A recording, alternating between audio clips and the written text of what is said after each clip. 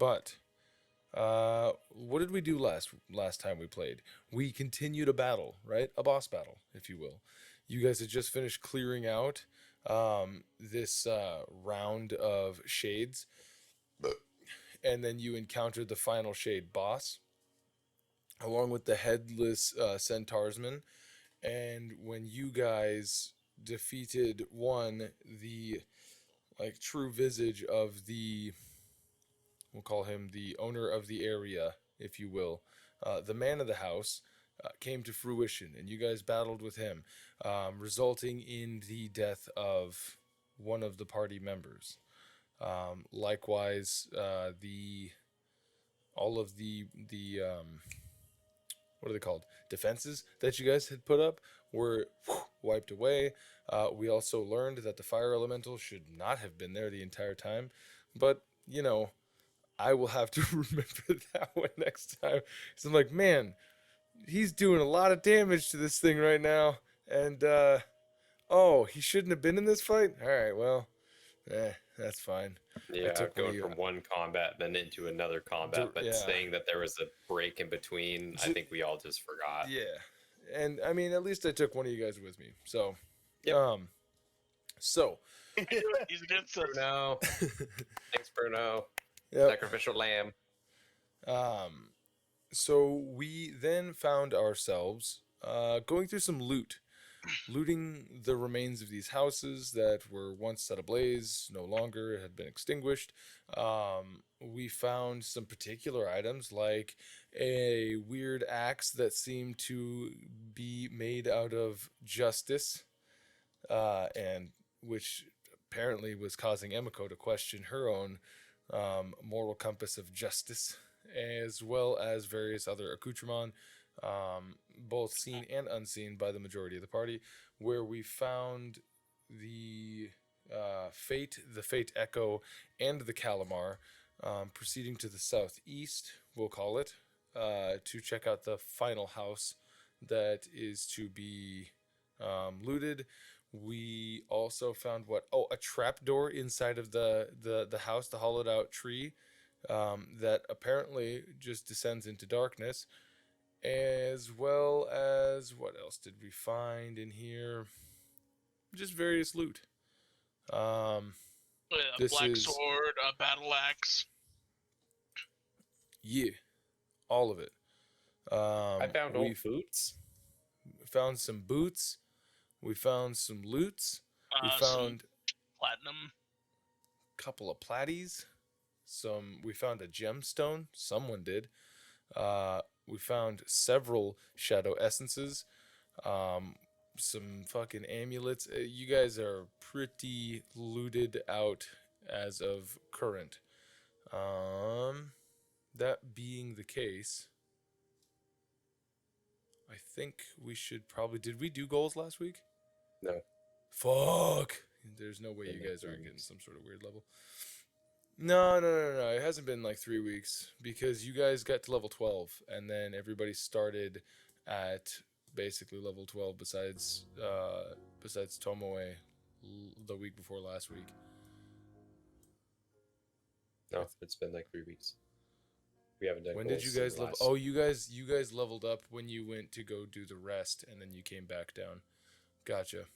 I mean, yeah, I'm not saying like we haven't done goals in 3 sessions. I'm just saying it's been 3 weeks. Right. Okay. Would you like to do your goals before the session then? If you want to, I suggest you speak up, because if we don't, then I hope that you remember everything by the end of this. I believe our goals from the session before last session. Also, we're still on. Yeah, we weren't allowed to change them at the start of last session. Right. So I think just getting that done and out of the way. Yeah, I think we should just do it. All right. Thank you for the not indecision, because if we'd have just been like, and then nobody set a goal before we actually started. How about one person does their goals, and then we'll just wait for them. There you go. Okay, so I know you guys have just been chomping at the bit to We didn't do XP either. figure out your precisely. Yeah, that's I know you guys have been chomping at the bit to figure out your guys' goals, right? So let's start with I don't know. You guys pick one. This is just boys tonight, right? So me. I need the game of pause so I can look at my journal. no. Push up my glasses. There you go. Let's see. Go ahead, you what fucking I nerd. wrote. I can't open my journal. Wait a minute. Oh, Wait a don't do fucking that. minute. I can open my journal. Maybe I should leave and come back. I'm looking at Calamar's journal. It says that Yeah, Dan I'm is looking the at it owner. too. Weird. Oh, I can't Hmm. click on the thing, but I can go to journal this way. Okay, I see. Oh, are you in the landing? Yeah, I was in the landing. Right. That's yeah. That's because the tiles module has to be Oh, updated. these but they're are- slacking. These are way old. Finish harvest, get to Timothy, get to graveyard, short. I think what you were doing was stacking some of Ah, those. Yeah. Well, I don't know why Timothy and Graveyard is in there. I guess Those are old ones, previous I think. ones. Yeah. Yeah, finish harvest that one for sure. And then yeah, that's it. I didn't get short because we haven't started crafting. Truth. Okay. So you're gonna Yep, just did the session, yeah.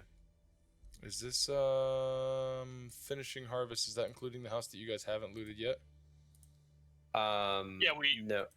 Oh no, the Well, harvest was for the shadows, right? Yes, for the so shadows. you guys have completed that and you're level 12 I now? believe so. Yeah. Alright. Let me see. I think level 12 is 800 for a penis. Give me one sec here. It's in mouth. Yeah. Open the mouth. Open the mouth.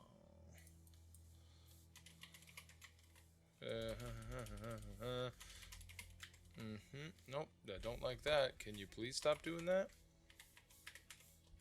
Sausage fingers. I've got my sausage fingers right now and they don't want to type very good.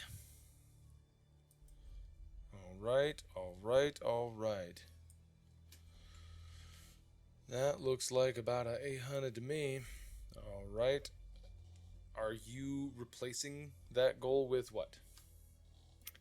I think I'll just do loot the final house because we haven't gone into the never eat shredded wheat south eastern house. Alright.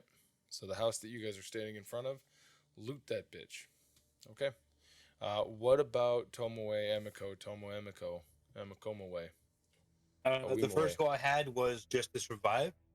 The second session goal I had was survive the battle. Survive the battle.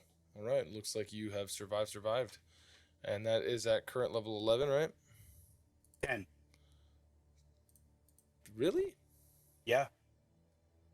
Man. Mm-hmm. It's too bad I'm not the rule of cool DM. 600 plus 600. All right. What are you changing your goal to?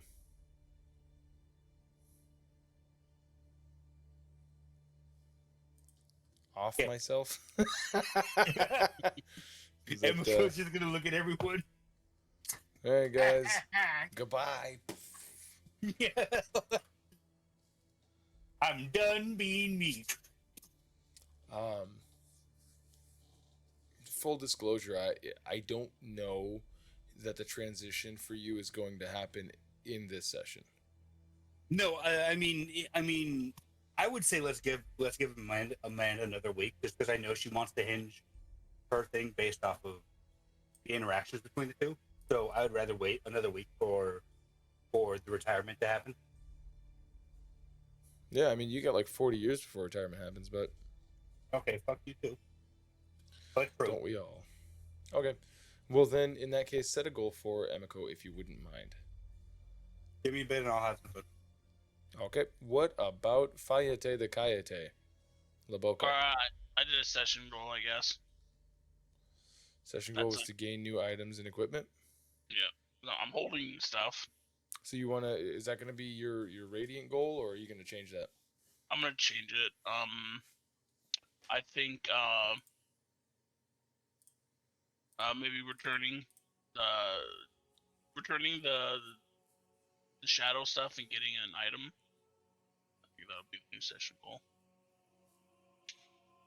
Like you're gonna exchange shadow stuff for an item. Yeah. Right? Okay. Like it's gonna Crafting create that into a potion.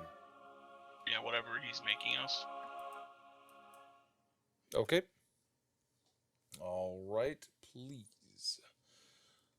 exchange that. All right. Well, that leaves you, Tomoe Emiko Owimawe.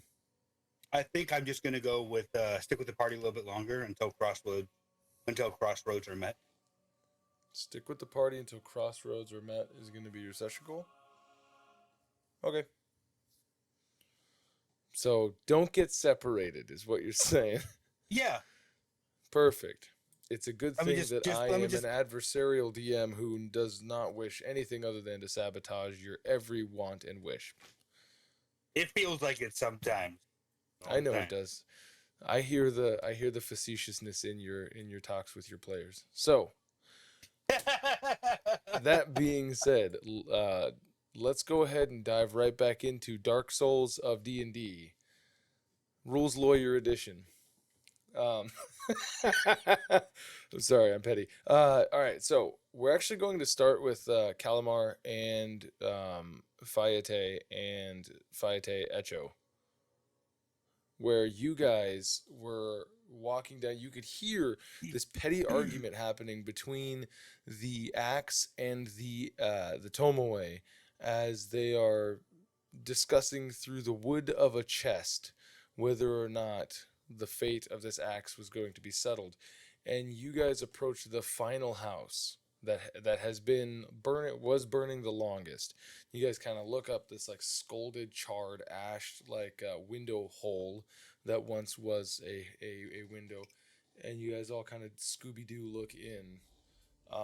Go ahead, Fayte and Calamar, and give me a perception check, please.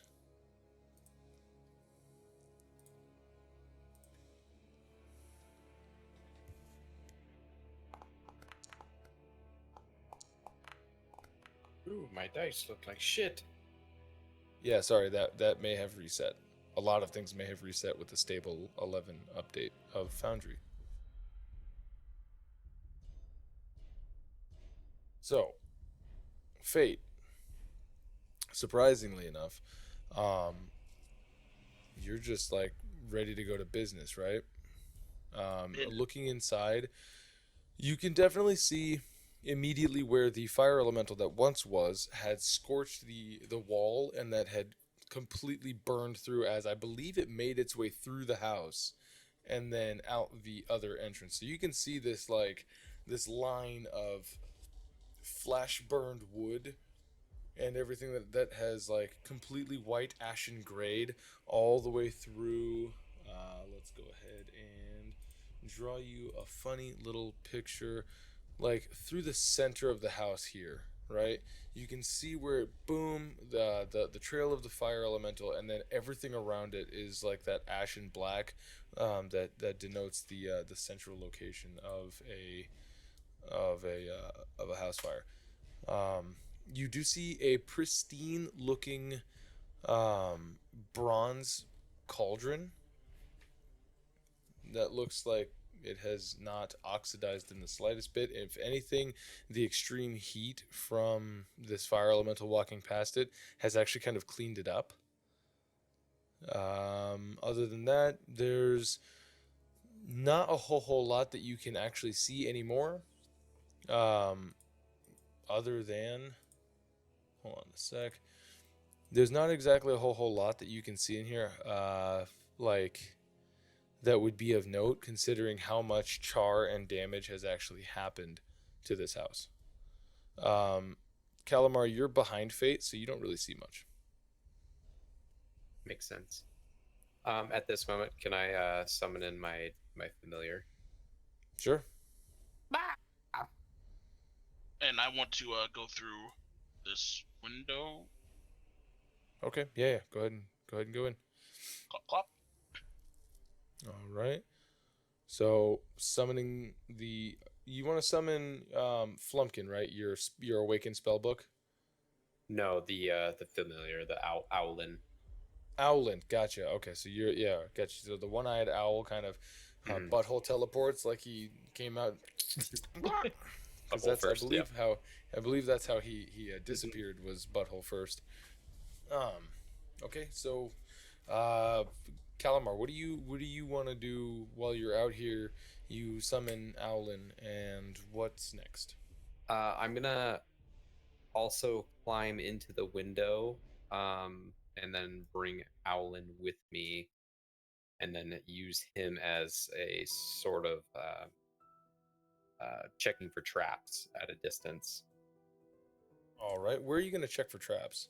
Like just in Oh. general, you want him to just like check the whole house, or just over here first, like get closer to the cauldron and see if there's anything that's gonna jump out of it. And being the sacrificial verb, all right, he'll be our cave canary. go ahead and roll me perception using his stats, and then what about Fate? What is Fate checking out?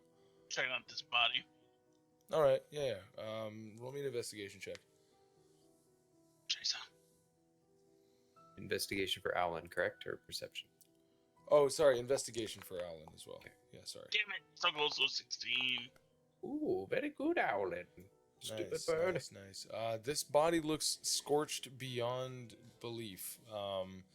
It looks like it's about this close to being cremated. Potentially something about this skeletal frame here that you're seeing on the ground was already desiccated and dried out to the point where this fire was half of it's already turned to ash.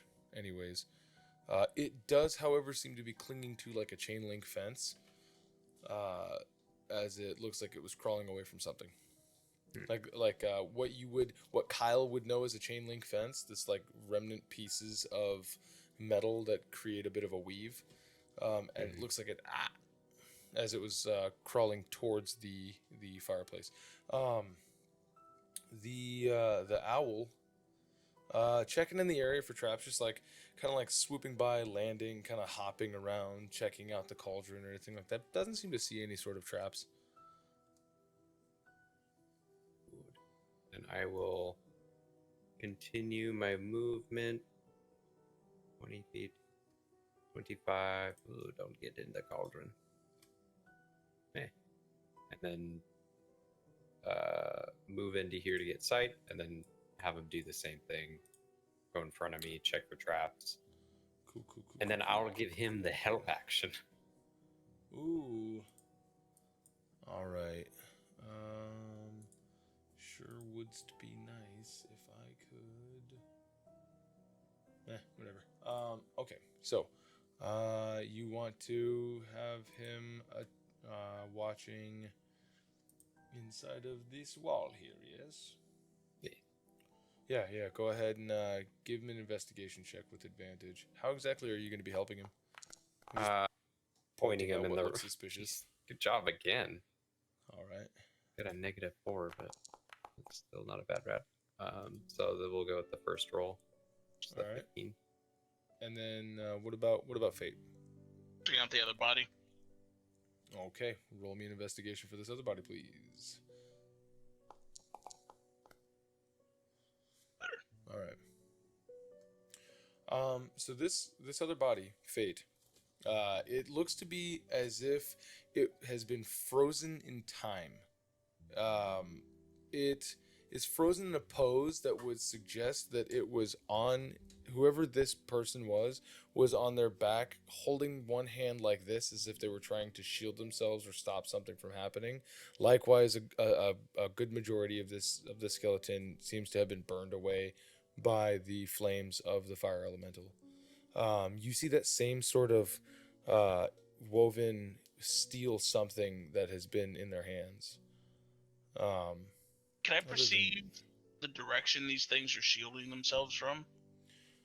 Well, this thing would look like it was coming from the direction of the window as it was backing itself up, and the other one looked like it was crawling away from that direction. So both of them look like they're coming from the window to where they met their end. So it looked like something from the window they were shielding themselves from. Like something from that general direction. It could be something that was in the window on the other side of the window. It could be something that was inside of the house in that one specific area.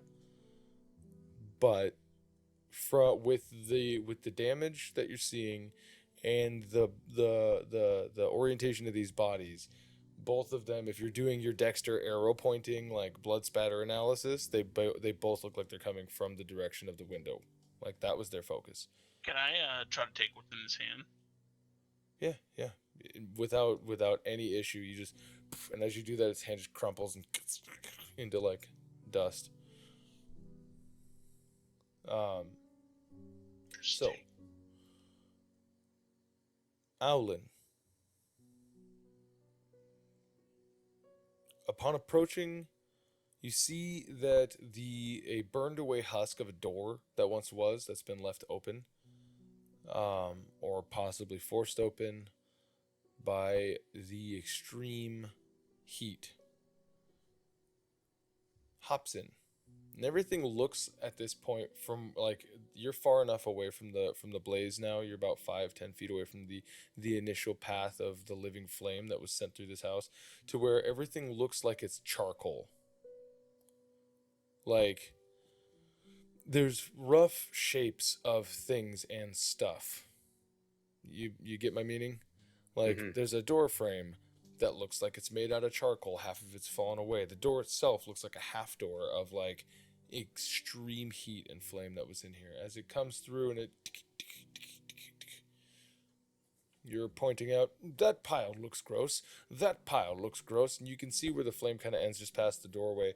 The only thing that you would notice is another one of these bodies over here that also seems to be likewise clinging something. And it looks like it's on its like knees, almost frozen, like it's trying to repel something with this sort of like metal woven mesh that's in its hand.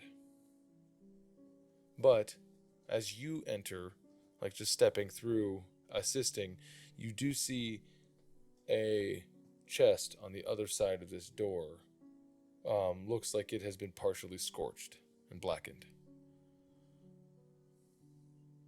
What color is the mesh, and does it look like it's oxidized to the point where it's like basically like rusted stuck to each other from the heat, or like what is it, like a copper material? Now it's like green. From the 10 or so feet away from this thing that you are, it would look like it has either taken on the ash and char of heat, or it is black. Okay. I'm gonna start going to that. Then I see a chest, like, ooh, fuck that, and then I go over to the chest. Yeah, Owlin, right. come help me. And then I'm gonna check for traps on this with Owlin's. And Owlin is just flapping his birds to cool my skin, or like give me like to blow away the ash where like I'm trying to. Right. See? Like, oh, these nitrates, they're drying me out. All right. Go ahead and roll me sleight of hand, and then Fate. What are you doing? No, I did investigation. Oh wait, are you checking for traps first? Yes. I'm sorry. Yeah. Yes, I'm sorry. This is totally fine. With advantage is fine. Okay. What is Fate doing? Checking out the cauldron. Okay. This thing is pretty massive, right? It's like 5 feet diameter cauldron. It looks slightly bigger than the other ones that you've seen in these other houses, but it is really well crafted. Looking at this thing, it is like shiny and polished, whereas the other ones looked like they were desiccated and gross.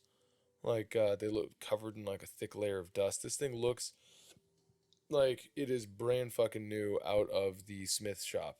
It has these intricate like circular arcs that kind of come out and they kind of interweave, like creating almost like the McDonald's fucking arches, like boop boop boop. Think like Grecian urn, where it's got like the wrap around the top round of it, around the bottom, which frames in these sort of like loops. And inside of these loops, you see what looks like very intricately like not etched in like image of this almost what Kyle would know is like a kabuki mask looking thing. Little devil horns that come out, tongue that sticks out, and a slight grin with these big, huge eyes that seem to be etched in the inside fulcrum of these arches.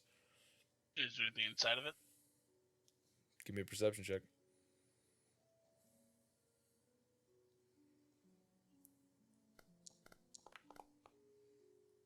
Roll me a D100, please.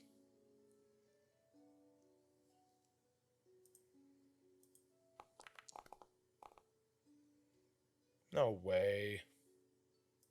No way. Yes. Yes, there is. At first, what looks like just some sort of like ash. You kind of like, It's my father telling me he loves me. yeah. You take your you take like your the tip of your sword and you kind of like poke at the ashes, right, to see like maybe there's something else in there, right? And you end up, what you realize is that you actually end up moving like a piece of like fabric. Almost looks like fur, but it looks like it's like been coated in like soot. I grabbed that. Just reach in and grab it. Yeah. Okay. Go ahead and make me a wisdom saving throw. No, I'm kidding. I'm joking. You're fine. So you pull out this. It looks like a fur cowl.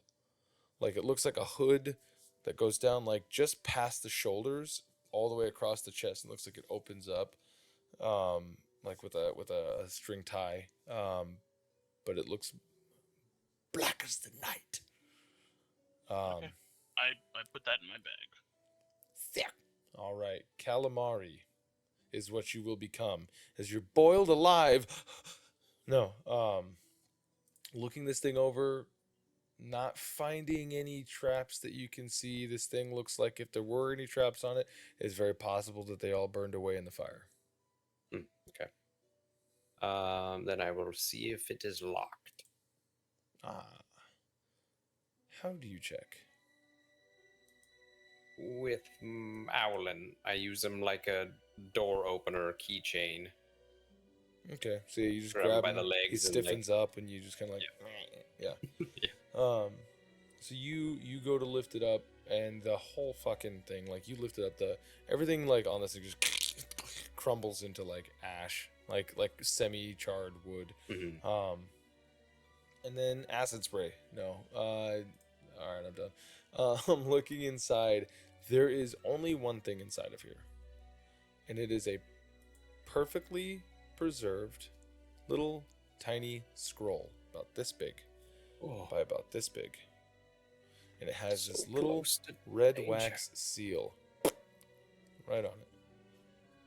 The seal itself is very interesting to you because the seal itself has a very odd symbol on it. What does This it look like? It's a symbol that you would immediately recognize as a symbol of mind flayer kind. It is a dialect that is only used in deep speech specifically to mind flayers. Ooh. I'm gonna pop that open right away and read it. All right. Looking it over, you open it up, you start scrolling, looking at it. You recognize that this spell, while it still utilizes the same magical potential that you are used to using, the effects of it are not the same. It's much more akin to... Give me an Arcana check. Should be fine, right? You're a fucking wise guy, right? Can Owlin jog my No. memory by No. Gotta respect the hustle. 24. See, fucking perfect. You didn't even need it. Looking at this. Wait for it. Where's its penis? Okay. So looking at this, this utilizes something very similar to like a form of telepathy or telekinesis. I mean, not telepathy, telekinesis. utilizing force to, as you're working through all of these like mathematical equations, it looks like Right. it's utilizing incoming force and creating a cushioned barrier that creates layers and Ooh. layers and layers, only to be used as a rebound when Oh, you next strike with a weapon. oh, oh, oh, oh. Very cool. Fate? You've learned 6th level spells, yeah? No, not yet. Okay. Come on. Oh no, I do have. I have 1 6th level spell. Right. Fate, I've been meaning to ask you. What kind of noise do you think an owl bear makes? What's an owl bear? It's like a big bear owl. What's a bear? I'll have to find you an animal book. Well, there's nothing in here. Do you see these weird mesh things? What do you think those are? It's like the one I got out of that thing's hand. Yeah. There's I'm not- another one. I'm not sure. It looks like something they were all holding. Pretty crappy shield. Didn't help them very much. I don't think it was a shield. Maybe a holy symbol? I've seen people die. Let's say I've seen someone die holding the sleeve of the person they killed. Maybe it's something like that. Maybe whatever killed these people, they tried to fight back. Maybe. And I think they make a hoot growl noise. Hoot growl. Hoot growl. Owl bears. Owl bears. Tomoe. What You did are still arguing with a sword, so we're gonna stay with Fate and it's a cat and a middle finger. Tomoe All right. dies. Tomoe is arguing with a cat now. Sorry, go ahead, Calamar and Fate. Well, let me see this one. I like kind of break it out of the fucking charred fingers of Right.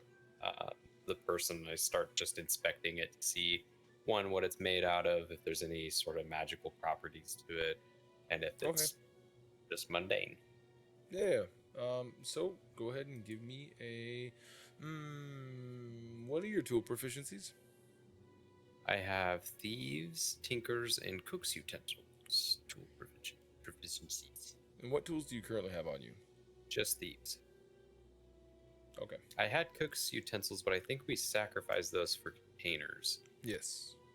Yeah, I think that's what So- that was. Looking at this, I need you to make me either a history check, a medicine check, or a basic intelligence check. Let me see if there's anything. Okay. A history, a nature, or a basic intelligence. I think I'll do history to see if there's any historic evidence. And does Owlin have any historic scrivenal? I don't think Alan has really anything at all.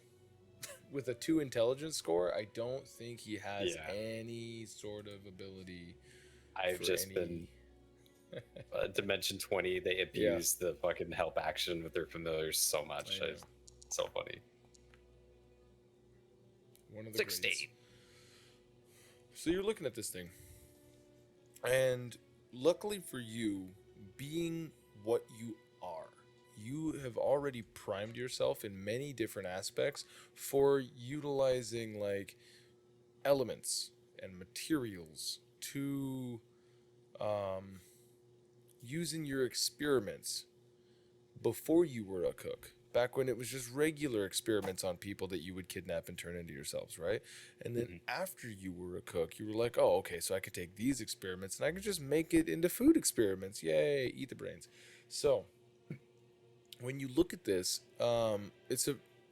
It seems to be made out of some sort of corrosion resistant. Trying to think if there's no way Calamar wouldn't know an alloy, right? You can literally see two different like types of metals in this one metal that makes this thing up. It's bendable, yet it has not corroded. It looks as though it looks like a lattice work. That's like a 1-inch like lattice work. It's like a little small handful that the little fingers have been like clutched into, right? But it all seems to look like it's one solid piece. It doesn't look like there's no like tack weld marks. There's no like twists or anything. So it almost makes the appearance of like a flexible sort of grate. That's like this big, but it looks like it's been. So is it kind of like silk, but it's metal, right? Like it's like It's that not kind that of like a mesh. It's not that fine. It's about as thick as like a chain link fence, right? So so like a 1/16 of an inch, but it's in 1-inch lattice, right? It does look on the outsides like it has cut marks, like this must have been cut out of something for one reason or another. Weird.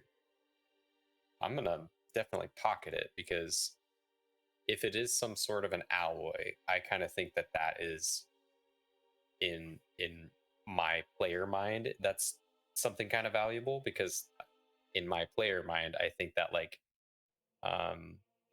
dwarven steel is just a different alloy.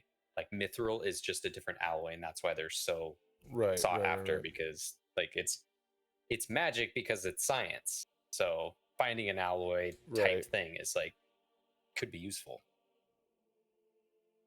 Got a reusable cheesecloth, finally.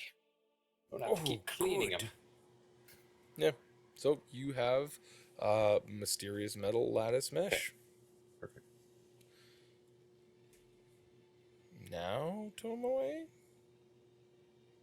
All right. So I can make more awkward conversation. All right. So it seems like the cat's been destroyed. As we find ourselves going back up, I banished it to the Shadow Realm using the 5 legendary pieces of code. There you go. Makes sense to me. So It'll be back in about 10 minutes. Tomoe and Cilia, y'all are over here cleaning yourselves up, sitting down. You're sitting on a chest. As you hear from inside of the chest. So, future evil lying paladin, oathbreaker, I see. Well, I don't see, but I know the deception in your heart. You don't know anything. Do you know? Let me ask you this: do you know what year it is? Do you know how many years it's been since magic has more or less been provoked by society as a whole? Do you know how long it's been since, let's say, the dragons flew about? Do you know anything? Allow me to answer your questions in order. No, I am magic. No. Do I care? No, that is the final question. You don't know me. So you can't sit there and go, I'm going to be an oathbreaker, or do you even know what my oath is? You told me it was vengeance. Good. I'm glad we got that out of the way, so you know a little bit about me. And I also was able to sense the deception in your heart as you lied about making a deal with the devil. I didn't make a deal with the devil, my friends did. I made a deal with, well... You were friends with people who dealt with the devils. The things I was created to destroy. What company you keep. And yet they were, even though they might not have appreciated me, they were more loyal than any companion I've come to since, including you, Mr. Black and White. There is no gray in between. Things work in shades of color, not just one. There is not just one red. There are many. This. Oh my goodness. If you were to catch someone stealing a loaf of bread because they were hungry, and you knew that the laws of the land were to cut their hand, what would you do? I would have them work for the bakery. Are you sure of this? Yes. I don't own, but I used to run a city with my sister. And before that, my mother did. And before that, my grandmother. Ah, We do not finally just suitable judge music. blindly. If there is hunger, then you replace the hunger and show them. Those that are hungry, there are ways to make food for others. And at the end of the day, if you make too much, there's excess for you to eat with your family. Well, I can see that you don't take the laws very seriously. You asked about a hungry thief. You did not say age. You did not say what race they were. And this is not a serious offense. Now, if you ask me, a man has stolen your weapon, what will you do? Obviously, there will be punishment for them. But if they are close to me, then I would also try to save them from whatever dangers they might have put themselves in. But at the end of the day, laws can be bent a little to still accommodate for the situation that it comes to. One does not just go, oh, you did something bad, you must die. A thief does not need their hands cut. Those hands can be used to knead more bread. Well, Bloodshed without if the law purpose itself, is meaningless. if the law itself dictated that a thief have their hands cut off, would you obey this law, or would you not? If you had a country and if this was not my village, if this was not my area of rule, then I would plead my case that the person should not have their hands chopped off. Perhaps one, but what purpose is maiming a person and ridding themselves of all usefulness in the future? That person could have gone on to be a great mathematician, or a great scientist, or even a great weaponsmith. But now you have rid the village of a precious resource simply because they hunger, because they might have given their food to their family, or perhaps some starving children who are now homeless because their parents died. The circumstances are wide and varied when it comes to situations like this. Now, if it is a regular thief who has a full belly and simply stole the food so that he could eat more, if he has not a job, then he is of no use. But if he has a job and he simply did it because there is someone that needed it, then it is understandable circumstance, and therefore the law should not be followed to the T's of the letter. One final question. You said that your vow was that of doing harm to those who would do harm unto you or your family or anyone that you cared for. What if that person was just doing their job? Now you've brought family into the mix, which is completely different again. My family trumps all families outside of my village.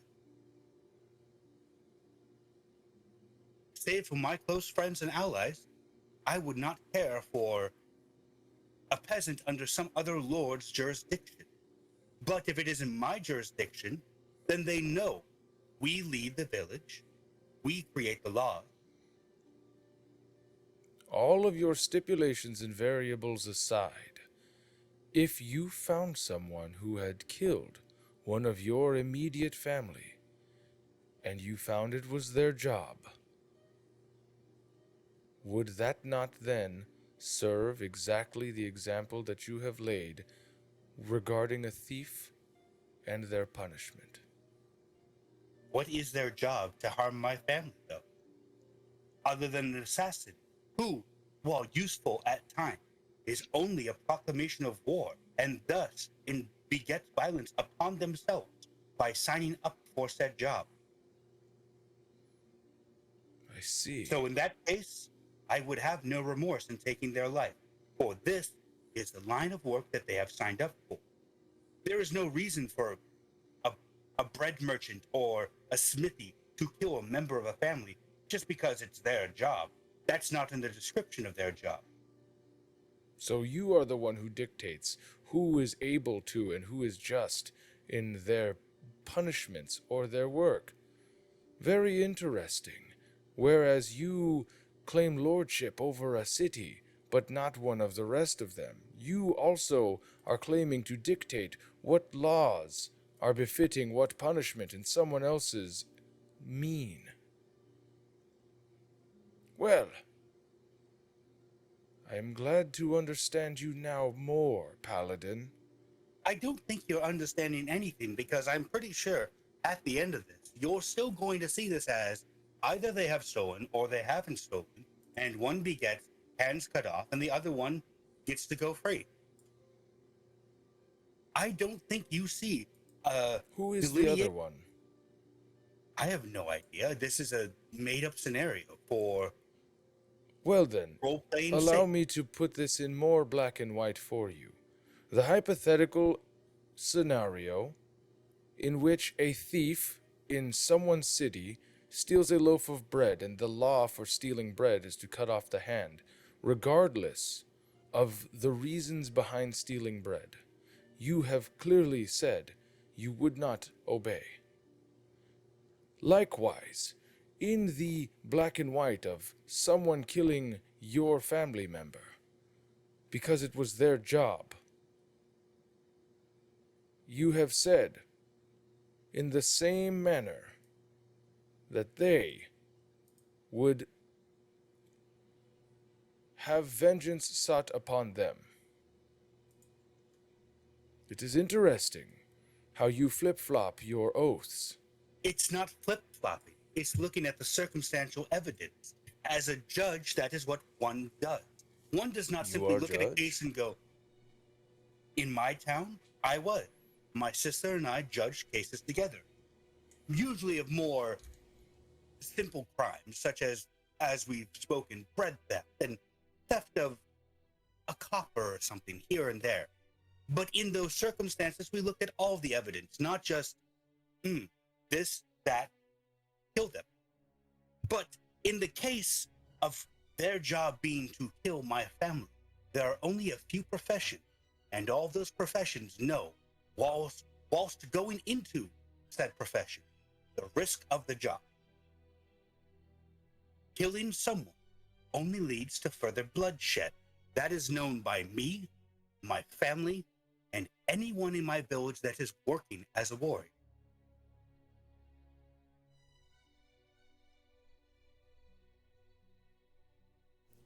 You feel an emptiness as the axe has withdrawn from its connection to you.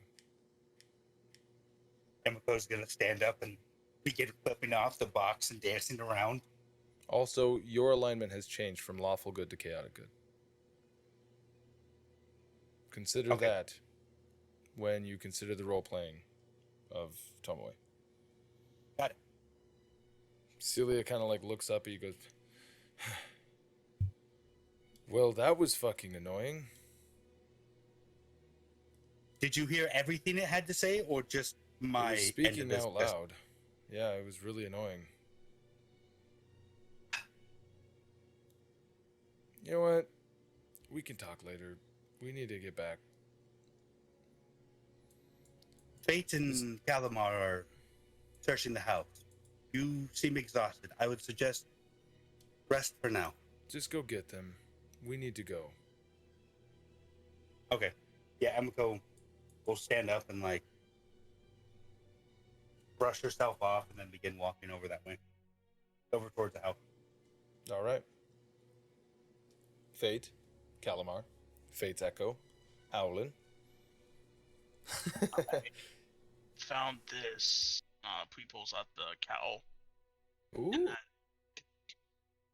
cauldron over there. I don't know if it's magical or not, but Me neither. I'd be willing to bet it is. I will identify it when we go to rest tonight. Sound good? Yes. Can we do anything with that cauldron? It seems expensive. It does seem expensive. One I moment. do not think it'll fit in my bag of holding. He's going to, after he says one moment, he's going to attempt to pick it up. Oh yeah, you pick it right up. Oh. It's surprisingly light. I mean, brass is heavy, but like you have retard strength, so like it's good. Is there anything under it? Nope, just a lot of charred wood. Maybe we could give this to that seller. Yes, he might like that. Oh, I can move with my bird. Look at this. The only thing else I could think of is that pit. Should I go down it? I would love for that, and I will send Owlin with you for assistance. Can you see through that thing? No, Okay. To the I've pit. been wondering, when we get our new companion to replace Wimsy, how should we haze them to make them feel at home in our group? Think you'll give us another one? You guys see as you guys approach, and Tomoe is walking up. She's at the corner of the house as you guys are. I mean, As she's walking up, she's gonna say, "You think he'd give us another two?" well, I mean, it worked so well with Emiko when we hazed her that, you know, she's shown us what she's got. She's one of the family. Family. Family. I fear that she's. Family. Chongli. I fear that she still thinks she's a hero. Well, we'll just have to haze that out of her. Maybe the After you. axe will do her well. Ah, Emiko. Tomoe. Dual minds. Oh, We have found some things. I need a hero. I need a drink. Where's your new weapon? It's not mine.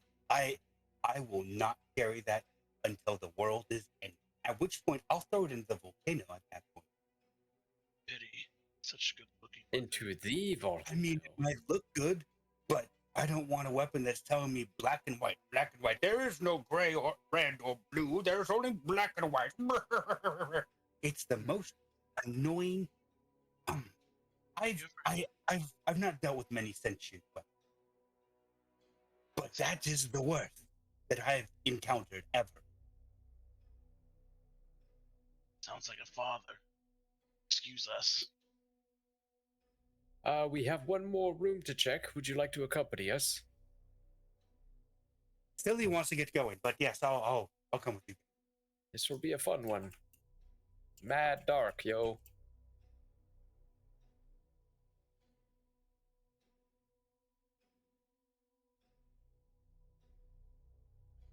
Tomoe, I've been wondering, what kind of noise do you think an owlbear makes? Fayte's gonna light a torch. Would it hoot or would it growl? Perhaps both. I don't know. Yes. What if it's a combined? Like it turns out as a hoot at the Why beginning, is- and then Could longer we it goes, focus it here, turns into a. Calamar? I sure hope so. Does anybody else see Calamar's like movements like staying? The 75 That's foot? not mine.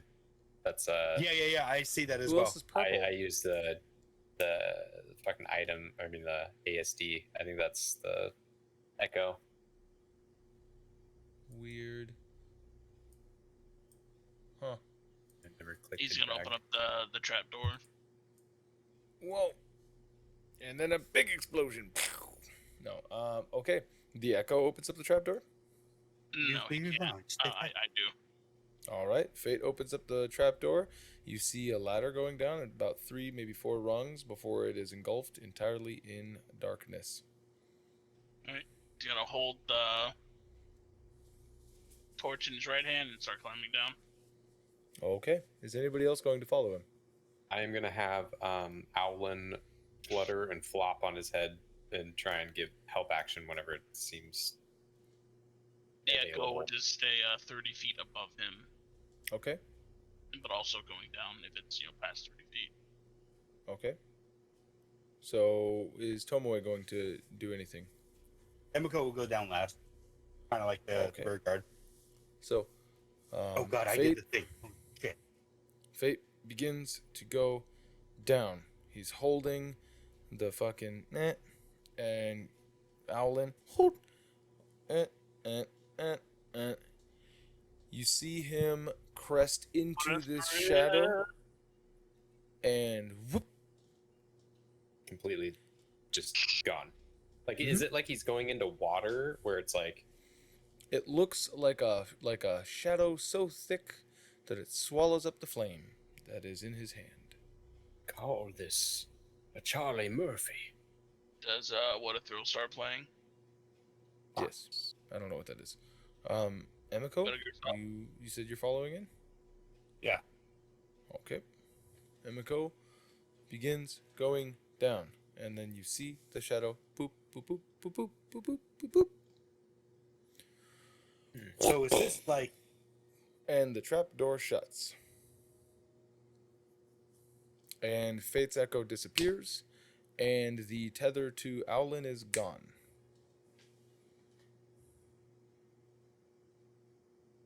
And I'm not there by Emiko myself. is not there. Fayte is not there.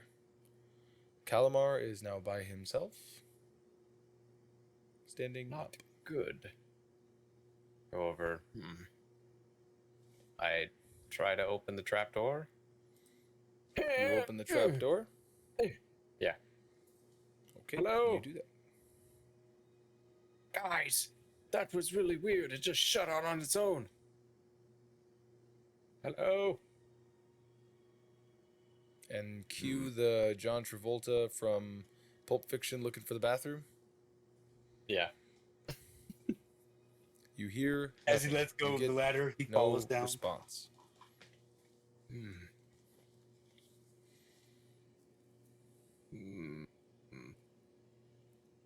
Well, I better just wait for 1 hour exactly, then go in after them. Perfect. So, we're going to cut over to Emiko, Tomoe, and Fayte.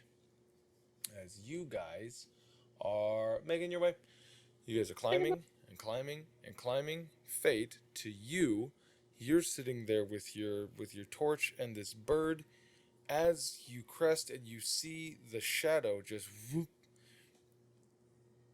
you get very cold and you feel wind. Looking up,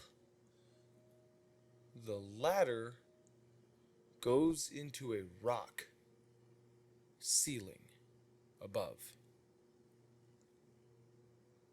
Do I lose my connection with my echo? You feel your connection being boop with your echo. Looking down, all you hear is this rushing wind of and you look in this ladder, you find yourself actually on a cliffside face with where there's like a etched walkway, it looks like worked stone walkway, and the walkway goes like the wall of it goes up and curls over like this, making a farther out blip, and the ladder is just there. As you look down, you look up and you see Emiko's ass like coming down, like right in front of you, and she crests by. And Emiko, you look down, you see Fayte looking around, and Emiko, you are there too. In the background, he's running like... No. Emiko, see if you can What? walk through the wall. I think Dan Climb. got it. See if you can climb through the wall. Yeah, so I see the stone ceiling as well, right? It's right at your head. Yeah, you look up and it looks like the ladder just goes right into it, like poor clipping. I'm going to reach my hand up as if I'm going for the next rung up. Solid. Oh, you go like this? Yeah, your fingers just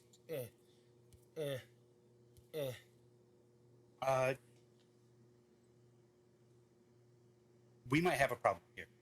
This is Speaking of which, the cliffside that you guys are on, it's daytime outside, but it's also overcast. You could imagine yourself being on like the side of a mountain while there's a cloud passing over the mountain or passing at your level of the mountain. The mountains over Moria. That, but not like blizzard, and you're also not getting pelted by giant ice boulders from the giants on the other side, but it's still the wind. And you guys are like, we have to turn back. No! You guys are still doing Because that. we're on easy mode. You're fine. Yeah. We're in the mountains. The only mountains that are around are the mountains that are encapsulating deadwoods. is there color? Out of the deadwoods. What are you looking at for color? Like clouds or just like the rock side itself? Is it just completely gray, or are there like shades of like? Yellow rock. I mean, like natural rocks have like have oxide that still comes out of them as water goes over. I'm assuming there would be some like stains of red somewhere about that Emiko could try and look for. Yeah, Right. right. Tomoe? Rocks. Roll the P. So as you look down, you look over, you do see splashes of color. Not like rust veins and shit like that, right? Nothing quite so. You just see like from a slate gray into more of like a tannish, like almost sandstone colored, like yellow, like a vein of it going around. You see white and black, obviously, and like speckled spots, what is that, malachite or whatever. You do see various forms of color on this cliff face. Again, very smooth, very worked looking. Where you guys are at. Wow. We can't stay here. Exposed. We might not be in the deadwoods anymore. Just throwing that out. Let's get moving. He's going to go to the rock that's kind of like at the start of the trail. Okay. Where he's standing. He's gonna take out one of his daggers and scratch an arrow into the wall of the way he's going. Right. So yeah, you guys being this way, looking around, you see the ladder and the pathway is enough for you guys to be able to foot in front of foot walk. Like to get around it. Where the ladder's at is the end of that, where it literally like rounds off this sort of like trail. So the only way that you can go is at a slight decline, and it looks like it starts to come around after like, a couple 100 feet or so. So you guys are gonna start doing that. You etch that into that. And he's gonna start going. All right. Wind whipping around your guys' equipment, like your capes and various, hoods and all that stuff. As you guys are beginning your trek. Calamar.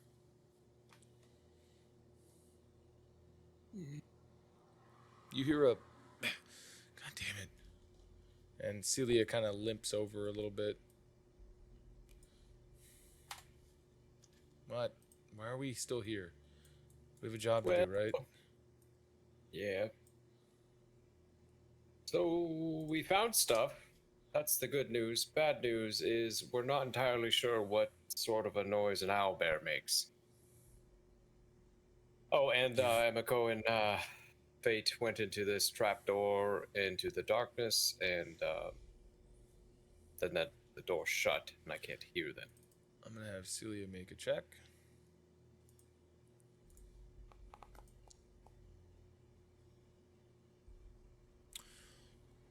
Cilia looks down and goes, "No, they didn't." They didn't go down here?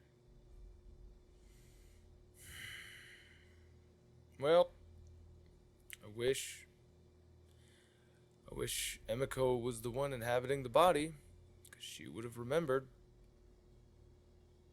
Wait a minute. You It's have been so long. experience with trapdoors that lead into tomfoolery? So, and this is Cilia telling you, a little over 100 years ago, when magic was at its peak use, it created, which we only found out afterwards, anomalies, where reality folded over onto itself and it was always in the shape of a door. We went through several of these doors. One of these doors, we found ourselves in some weird undead orchestral play stage. One of these, we found rock gnomes and shrieking mushrooms. And another one, it was completely empty. And in one of them, maybe it was Kaioken, lost a sprite. You know, a fairy. Small one. Okay. So you believe that this could be one of those? That I the know it door's is. shut? Oh. She points down. And you see, as she points down with one of her like daggers that she has, I made this notch. And you see there's a notch on one of the things that at first just looked like it was a part of something normal.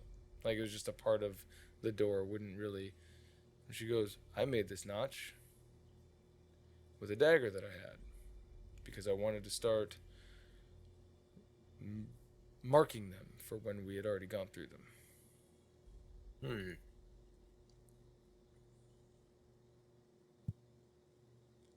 So, you know it's down there. Perfect. Would you mind leading the way?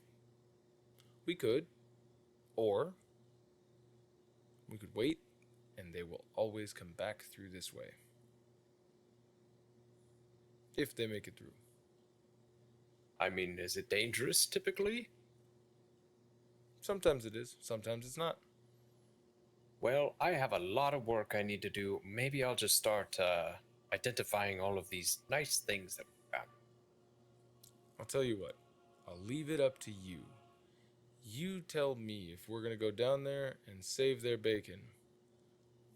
Or you tell me if you're going to go and eat the brains of that Eladrin like you wanted to do. Oh, Because I don't really care. I mean, what a good idea. He just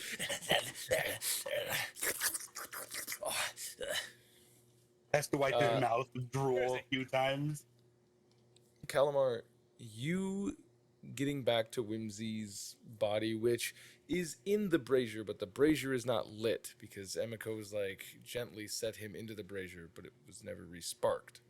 Getting never back know it over went there, out. huh? I never knew it went out Yeah. It did.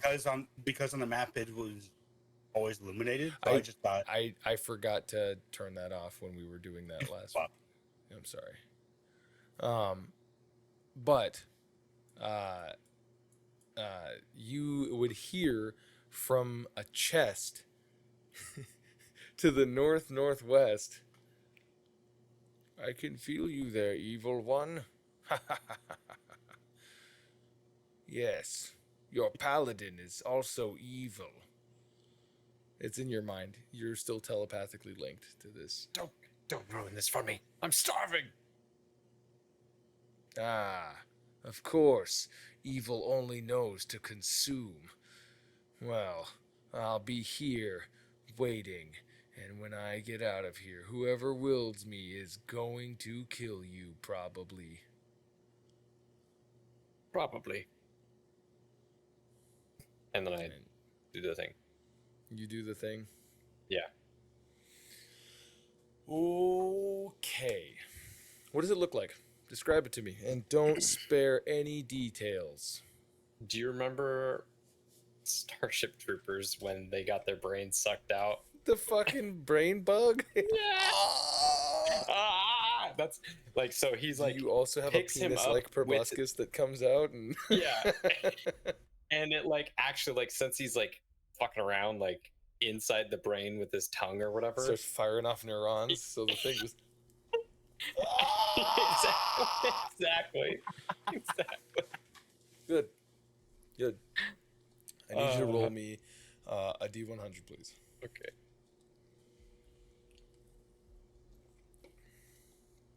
Oh my god.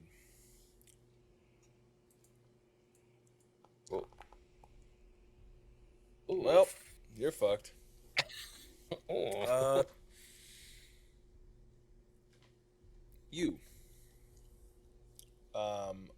When you eat the brains of sentient, intelligent beings, typically, you get a few, like, incoming attributes of these beings, right?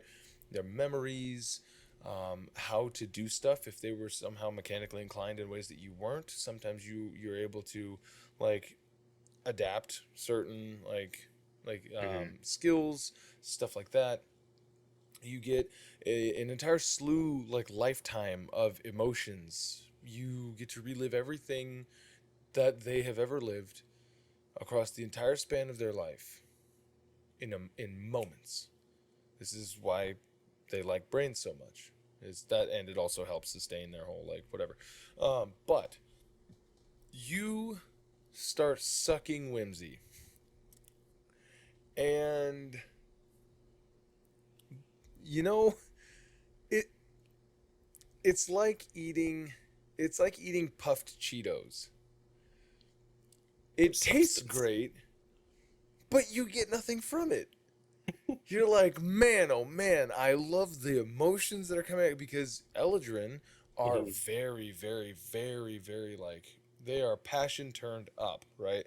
Like, all of their emotions are usually to, like, an extreme, depending on what, like, whatever, depending on what, like, season that they're in. You get one specific memory, and it is one of the earliest memories that you can detect in this brain. And it is the memory of a very, very young, but still technically not a child, young Wimsy in the slave pits of a mind flayer city. As he had briefly discussed before, Yeah. he had escaped from being under a mind flayer slave thrall mind control. So, Did he ever mention, or is there any indication of which colony of Mind Flayer? he has no idea. Okay. You can make me a history check. Okay. Maybe like With- seeing any Just distinguishable things. Make me at disadvantage, because I don't Yeah. know that you've really traveled to any other cities. True. But you might catch. So, surprisingly enough, I'm just gonna put my whole foot into my mouth. No, so Unguli, right? Mhm. Despair. Despair. The city that you come from, the colony that you come from, has three very distinct landmarks. They have a waterfall that comes down inside that hydrates the entire colony. There's a waterfall, naturally derived waterfall that kicks up mist that keeps everybody nice and moist.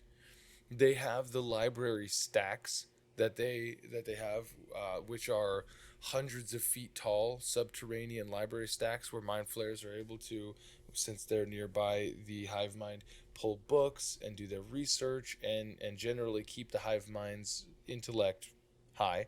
And they have the arena pits. And the arena pits is also, just so happens to be the launch pad for their Nautilus, their Nautiloid ship, right? How they fucking get the fuck off this rock. What you see is you almost get this sort of like this vision of a small Wimsy fighting and he is fighting an intellect devourer. And he fucking, you see the little tongue thing that usually paralyzes people that goes for him. He grabs it and he starts biting, and he starts consuming this intellect devourer, like trying to like, I'll eat you, you don't eat me, haha, right? Yeah. Awesome.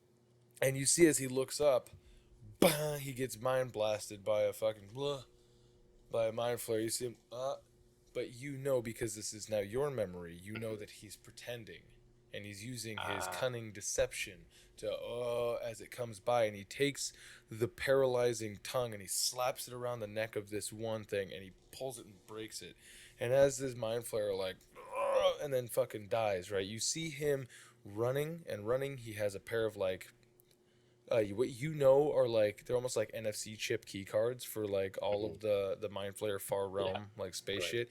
As he's just running in some fucking direction, and he almost falls off of a cliff as he looks out and he overlooks. To you, this may very well be one of the most terrifying things ever. He overlooks a city where mind flayers are fleeing and freaking out. In the moment of his escape, overlooking this cliffside, you see what would have been the Elder Brain's brine pool is being demolished by neolithids, which are when tadpoles don't get it, and they become a giant purple worm mind flayer, basically. Yeah. And it's fighting an Elder Brain as the rest of these other things are freaking out, and you see mind flayers are literally dropping out of this massive cavern, like as if they're dying, Losing because of this. and, Right now, you know of one city, which I am trying to remember the name of it.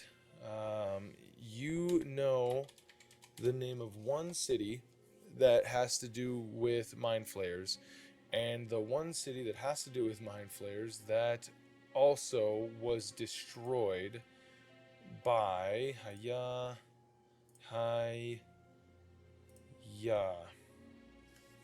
it was destroyed by neolithids, multiple neolithids, which is almost never heard of, except for this one example. That place is called the El Duval. Neolithids were the Neolithids were working together.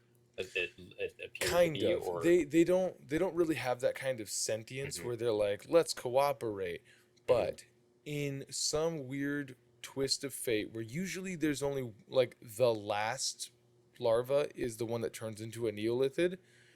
In this instance, two, possibly more, had and done their thing and started destroying, right? And this place was called El Duval. ELDUVALL.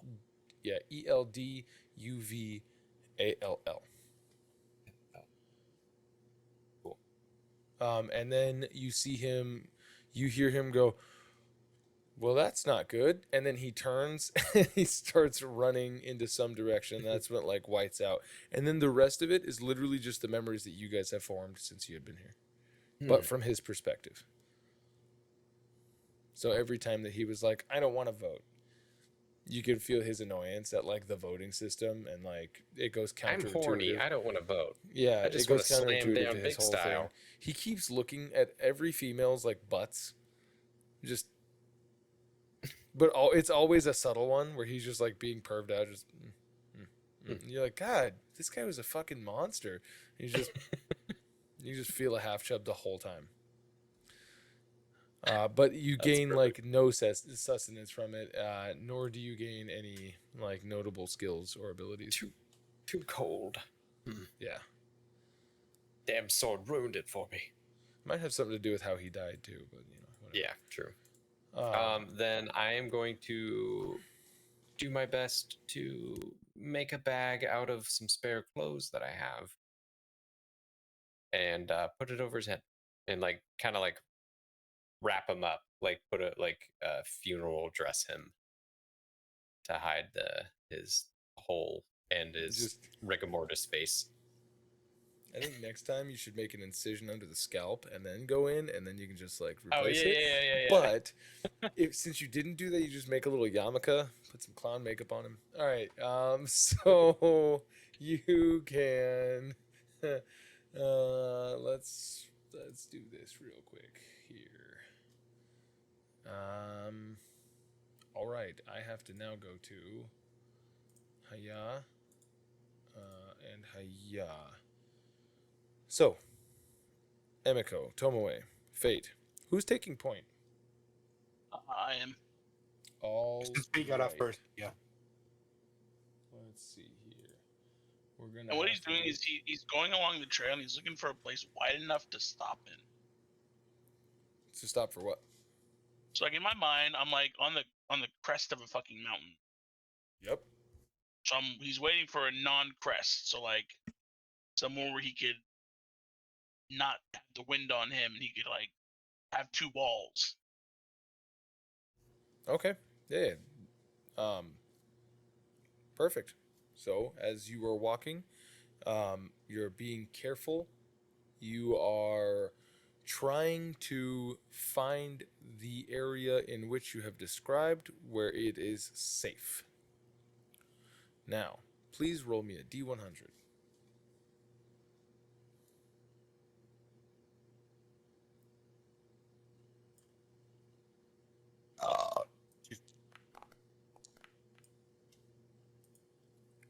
You're good. You're good.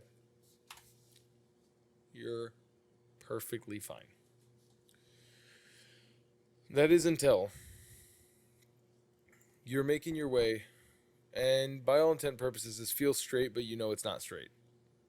That's how broad, you know what I mean? Like, that's how broad of an arc you're going at. It's not like you're on some tight spiral going down and down and down. You're scaling the side of a mountain, right? And you are walking until we're going to take a break so I can upload this map. So, let's take a break. Yeah. Get right back into the boobs. Into the boobs. Okay, so, Fayte, Chimiko, Chomoe. You guys are going... The wind blowing around you guys is like all your shit's like all fucked up. Fayte is just gonna keep on trucking forward until he finds a place. Emiko, Tomoe, which one? What are you doing? Are you just following suit, keeping your head down, one foot in front of I the mean, at one point, Emiko is gonna like, if it's not too dangerous, she's gonna like try and look down past the walkway. But like, if she feels any off balance at all, she's just gonna straight back on the path and not do it again. All right. Emiko's a human, right? Just like a Yeah. I can only imagine that makes her in some way kind of prone to vertigo. Because I imagine. all humans have that feeling, right? Yeah. So Emiko looks down and the wind blows a little bit. She kind of looks over the edge, so to speak, and looks down. You can see a long ways down. This like mountainside cliff, whatever the fuck you guys are on, like the way down is jagged and craggy. It looks like every layer above it was grown out from the inside, which creates this like almost like finger like blades that come out of just made out of massive rock like monoliths as this thing is like up and up and up and up and up. So it looks pretty fucking ominous as you look down there, but you can see very far down before the rest of the cloud coverage just fucking goes. Oh, You so guys it's just can- cloud below us, more. Mostly like yeah, you guys at least currently you seem to be in the midst of a cloud passing over or passing through a mountain. Looking up, Mhm. like at the cliff. Mhm. What do I see up there? Looking up, the cloud, it goes up a ways, but what you see is very similarly to like when you fly at high altitudes, you see actually the sky go from like the usual like through this grayish like whitish like cloud that's passing by. You see like the blue backdrop of the sky, right? And as you look up, you notice that it goes from blue to gray up above, and the gray up above is, I mean, what we IRL know as like you're reaching the limits of the atmosphere, right, where it starts to Yeah. fade out, and First then now, yeah. who knows, a little higher up you might get to black, and then you'll be in Fate's territory. But that's what you see. Okay. I'll just keep following then. All right. As you guys begin to make your treacherous way down. Just in case, I'm gonna pull out my grappling hook. All right, you're just gonna be swinging a chain while you're walking around, or Swinging a chain. swinging a What? chain, Bring the rope, you know. Okay, so you've got your grappling hook in hand, height, and you are ready to throw it at whatever catch you guys need to.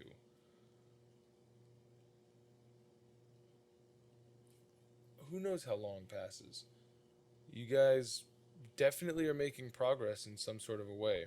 And also, if there's any other places where like I can go one way or the other, I don't think there is.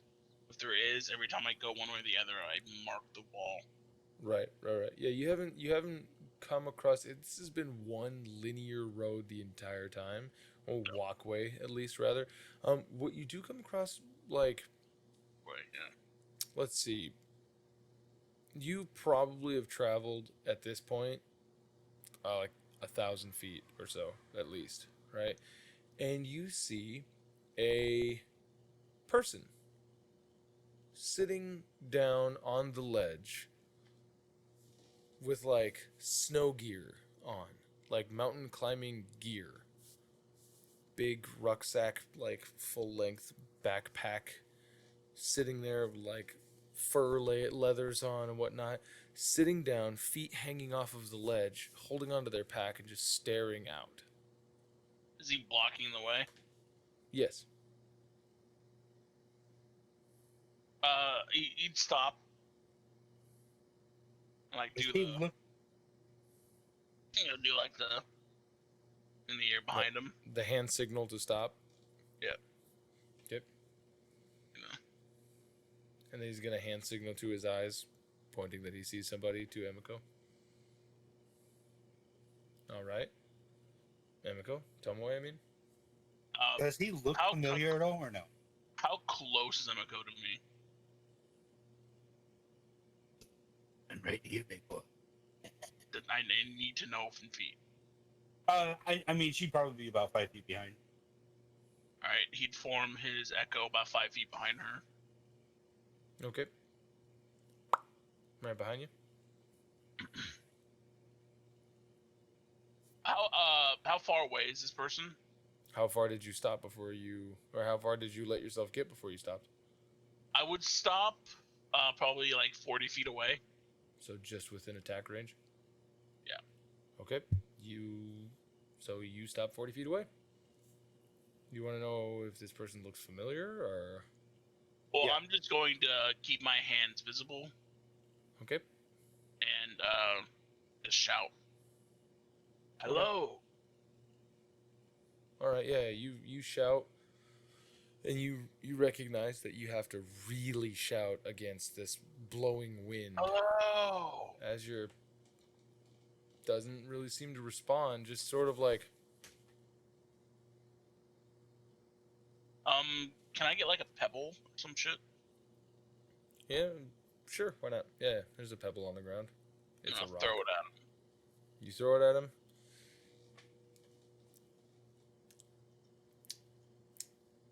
Make me a ranged attack. It's improvised, so just give me a dexterity check, because improvised you don't have, unless you had Tavern Brawler, you can't use your proficiency. So Just a Like unarmed? dexterity check. I'll just-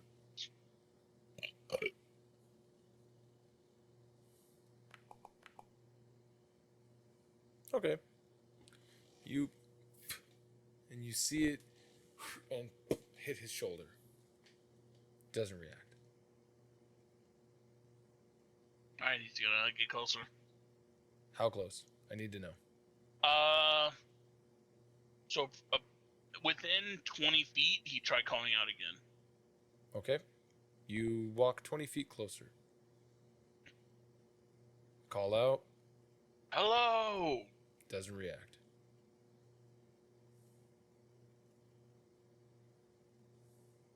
he's going to form his echo 5 feet away from him. 5 feet away from the guy? Yeah. Okay, you do that. The echo is going to walk up right to him. He's 5 feet away. He's going to hold his hand out in front of his face. Doesn't seem to react to it. The echo's going to try to... Keep in mind your echo can't interact with anything Yeah, physically he can only, without it being attacking. only go through him or attack him.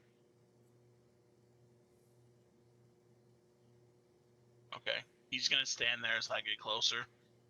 Okay. How close are you going to get? 10 feet. Okay, you get 10 feet away. I'm going to cast for a first level spell, detect people and good. Okay. What is the wording of that spell? For the duration, you know if there's aberration, celestial, elemental, fey, fiend, or undead within 30 feet of you, as well as where the creature is located. Similarly, you know if there is a place or object within 30 feet of you that has been magically consecrated or desecrated. The spell can penetrate most barriers, but is blocked by 1 foot of stone, 1 inch of common metal, a thin sheet of lead, or 3 feet of wood or dirt. All right. It does not seem to ping anything.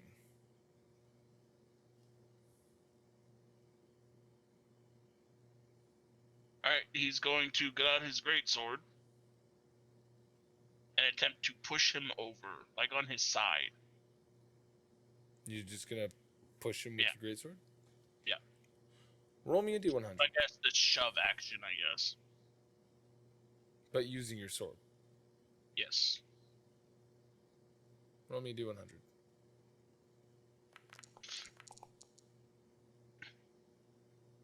You're good. You're good. So, you go to put your sword right into like the shoulder area. You just push off. When you do, you notice the arm break off and crumble. Like, doesn't crumble into dust, but it breaks off as if it were frozen. He falls over and falls off of the edge. I'm gonna try to grapple him. With your grappling hook? Yeah, like, throw it so it'll wrap around him. Alright. Or at least Make catch me... Huh? Catch, like, something. Make me a dexterity check at disadvantage. Because you went from holding your greatsword and poking him to then also... Yeah! Right? So you're... Right. As this guy is falling, and you... and you go to grab him out, you are able to catch onto a leg that separates from the body, and you have this thing kind of hooked in by a pant leg, this, like, from the knee to the boot. Gonna pull it up. Alright, you now have a frozen, dismembered leg. Gonna keep going. Okay. Tomoe, anything?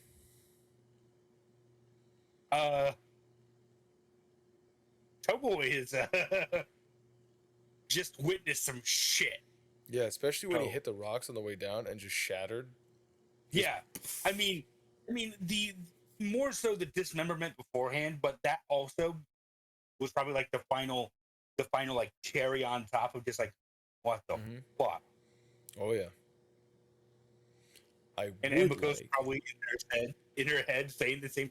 What the fuck? I would like for both of you guys to make me a Constitution saving throw.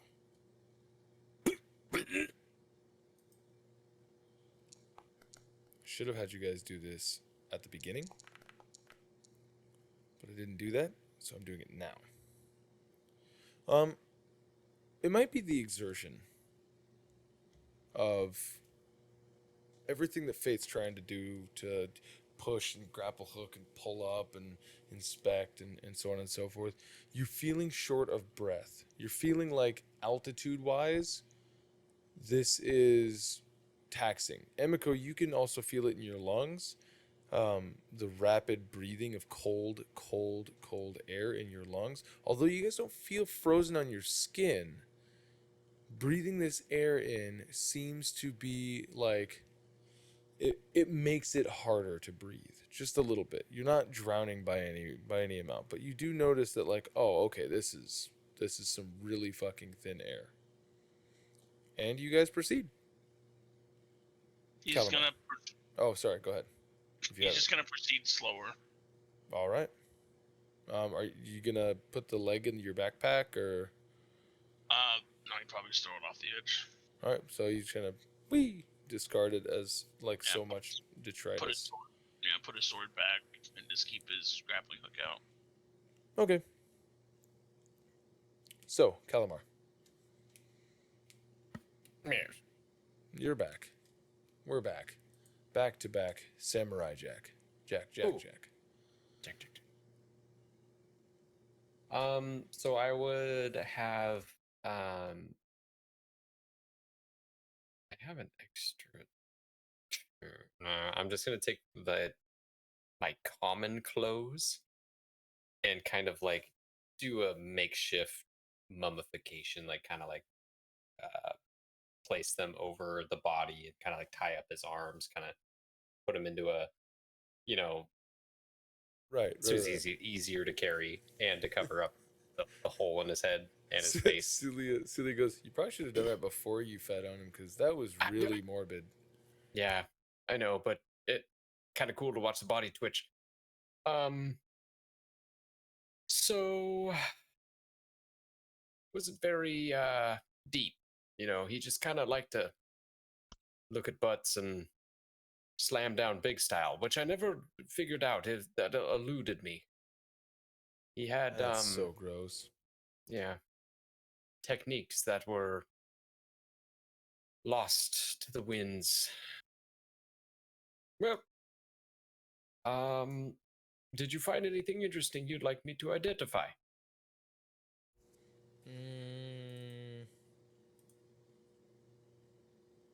Yeah. And she pulls out a sword it's a short sword. It looks black. Mm-hmm. She goes, this was in one of the bodies, the shadow bodies, but I don't know what it does. Let's start with that, and I'll start ritual casting for the identify. Okay. I'm going to drop this into your deal as you recognize the shadowed short sword. So it's in your inventory now. She's like, okay, seems pretty cool. Kind of fits my aesthetic, but yes, it does. This short sword is made of compressed shadow stuff. It has several benefits. You can attack more good, and damn it, it hurts more because this weapon is magic when in dim light or dark areas, and the attacks have very, very better chances of hitting. As I say in non-mechanical D&D terms. You are a smart guy.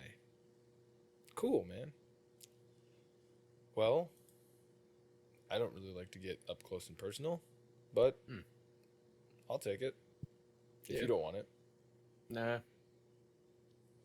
I try to do everything to not be near people that are trying to hurt me. So, what's your deal? Like mind flayers are supposed to be like spooky evil, right? Most of them are, yes. Well, I've kind of seemed to adopt somewhat of more familiar terms with the surface dwellers. Mostly out of survival, but because it has become more comfortable. I have had a knack of being able to assimilate myself by changing my appearance, which was very useful for the colony for information seeking and records keeping. What colony? The Unguli. It roughly translates to despair. That's morbid. Hey. I think I've heard something about that colony. Oh? Yeah, I was looking. Oh, I don't know, probably like 70 years ago now or so, maybe 100 years ago or so. I was looking for a mentor of mine that helped get me into the trade, and there was a rumor that he might have gotten captured by some mind flayers, and that was one of the Well, names, I think. Good news and bad news. That's not always bad, because sometimes they'll just work for the rest of their lives, or if their skill sets are deemed well enough, they'll actually have a pretty profitable, let's call it a business opportunity to continue work. But could be bad. Well, he was a Gith, so. Yeah, Kinda- definitely bad. Yep. Oh well. Should we like do something? Like, should we go get like Baker, or I don't know. I've got a lot of work here to, like, if they're gonna come out. I mean, I thought about going in after them, but you know, I'm pretty tapped, and Yeah. I kind of want to just sit on my butt for a little bit. They're probably fine, right? They're probably fine. Probably fine. They're totally fine. They're probably fine. Yeah, Totally something like fine. that. Probably fine. Well, look at Well, what I found. And I drop out the fucking scarf thing, old boots, a scroll, and then the kinetic barrier scroll. And then look at this metal mesh. How curious it bends. And you can see through it. That is weird. What, okay. Those boots are nice. Yep. Let's see what those are. And I'll start ritual casting on the boots. Alright. This, by the way, has been happening, like, in the interim of when we were talking to them and Yeah. all that stuff. It's a little bit closer to time-wise. So 10 minutes passes, and did I give you the... I did not give you the... No. Alright, hiya. You now have new boots. I put my new boots on, and suddenly everything is right. What is Ooh. it? These are nice. Only humanoids can wear these boots. While wearing these boots, you can choose to have them leave tracks of another kind of humanoid your size. That is quite helpful. Why would those be here? I don't know. Maybe that the all other adventurers that had stumbled across this area had died, and the shades had, like, I don't know, picked up their stuff and put it away. I'm not sure. Hey, you're a wizard, right? Yes. Don't your kind, like, not like wizards? I mean, yes, there's kind of,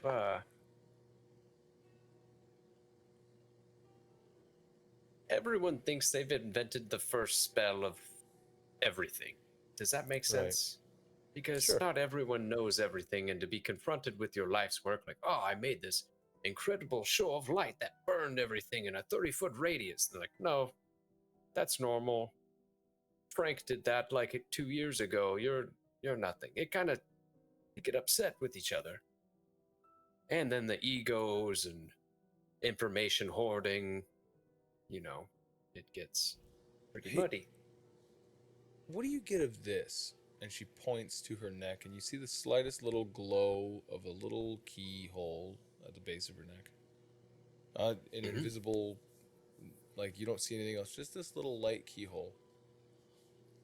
Yes, Wimsy looked at that a lot and thought very dirty things. Well, I'm glad you ate his brains then. Disgusting Yeah. pig. Yep. I can Grimtooth take put a it look on at me. it. I don't know what that is. I've never seen it, but I can definitely look at it. Did we already identify it? I forget. No, I don't think so. Yeah. you've never then taken a look at it. Then I will take the next 10 minutes to cast Identify on it to see if I can get any Okay. sort of gleam. Yeah. Coming back, it's a modified version of the Arcane Lock spell. This Oh. looks like it would be proprietary. It looks as though this was placed on here with one possible means of dispelling, which, as you know, puts it very close to the same level of magical items, in which dispelling them is nearly impossible with regular means. It is meant to act as a filter, which what you would call a high pass filter, where things beyond a certain threshold, they're not allowed to. This suppresses some sort of potential and locks it off at insert level here. But the metrics that you get back from your identify spell with your like 3D scan, right? The metrics that you get back in that, they don't really seem to be anything that has to do with like your magical potential or your this, or like the usual things. You can make me an Arcana check if you want. Yeah. Because I'm forming what I think might be like, is it holding back her dragon form? Fucking now one. Dude, you can't make heads or tails of it. But she's like, well, because I found out in my previous life that I'm like a steel dragon. I don't know if that has anything to do with this, but I have no idea. when Yes, I it tried is definitely to, holding you back. when I tried to unlock it, I think I died when I tried to have I don't fuck Emiko, Yeah. How are they doing, by the way? They seemed pretty upset about that gift that we gave her. Them. That thing was annoying. Yes. It sounded it's- like every other paladin I've ever fucking ran into. That's true, but isn't it so exciting? I've never seen a sentient magic item before, and it definitely would not let me touch it. But Yeah. maybe it's for the better. Yeah, who knows? Well, if they don't come out soon, I don't know. Should we just leave them behind? We have enough of the shadow essence. I think we can. Yeah, I think we do. They can just catch up with us if they come out, or if they don't. I don't know if I necessarily want to go down there. Well, I have 2 more things to identify. So let's wait 20 more minutes and see if they come, and if not, we will leave a little note. Seems fair. And then as you begin to ritual cast again, she's like, "Yeah, I was a wizard once. I got like the entry level wizard, but that was so long ago." It's just Don't like use it, riding a use it. bike. Just keep at it. Do they have enough? I have 6 and Emiko has 4. I think she picked up 3, so I don't think she has enough. But she probably wasn't paying attention. Maybe she doesn't even have 3. How many does she have? She has 2. I don't think I ever wrote mine down, but I gave out my cook supplies, I think. Because I remember giving Emiko my extra bottle so she could have carried 2 more. Yeah, Cilia probably just doesn't realize that she doesn't have enough because you need 6. But What are you identifying next? The scarf. The what? The scarf. I think it's called Thieves Sanctuary. It looked. Ah. It was from that Right. sheet monster. Yes. You identify that, Mhm. and I believe that was the thing that you. If you Nice. have it in your inventory, then you know what it is, right? Yes. Then I am going to attune to that, Okay. and I am going to like what was the dude's name from Soul Calibur? Is Ezreal? Wrap it around my face. Okay. Not Soul You're not Calibur. coming through. You're not coming through, Josh. You're talking about Soul Revolt, right? Oh, Reaver. Yeah, that's what it was. Yeah, I was Oh. about to say. I was like, wait. Yeah, Soul because Calibur, I know remember all us the having this characters. conversation now where we were like, "Isn't Yeah. Kane the?" And he was like, "No, Kane was the good guy from the." Anyways. Yes, yes. So Okay. I do that, and I'm like, mine, and I attune, and then I'm gonna do the other scroll, not the either Not- one of them.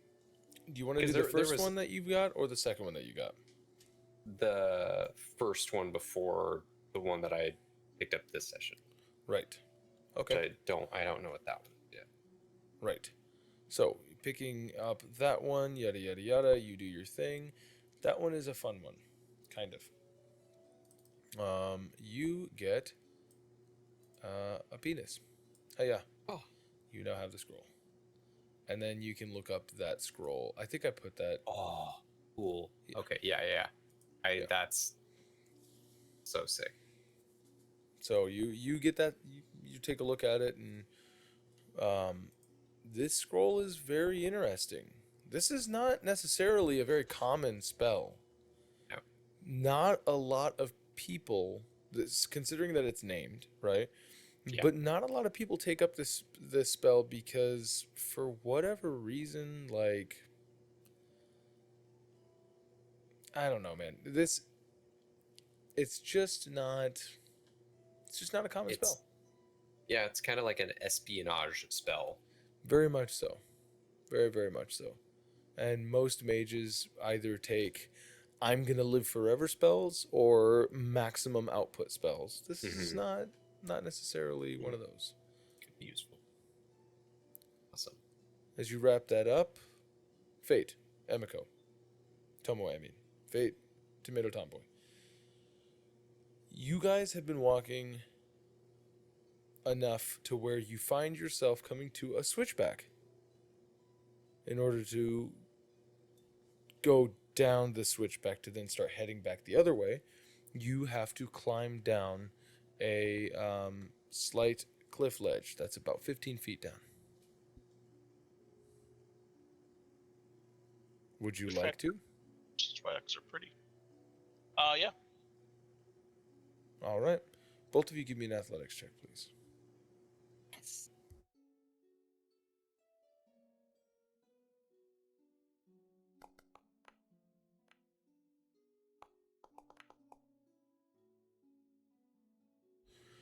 It's easy enough. It's not like half-cracked shale or anything like that.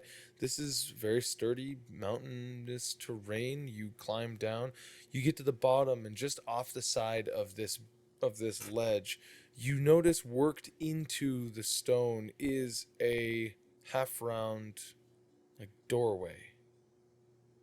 But there's no door to speak of. Oh, so it's just an open door. It's just an arch. Like a door frame. Yeah. Yeah. All right. I'm gonna go in there. As you're taking your first step, you should know inside, inscribed in this, like in the first lip of the arch, it looks like roughly like carved into the stone face. It just says enter at own peril. Would you still like to proceed? Can I Would sit this outside of it? recall any memories for him? Make me a history check. At disadvantage. Because I'm just so great at that already. Not bad. This door you've encountered several hatches in your time. This one so far does not seem to be very reminiscent of one that you particularly find like familiar. One sec.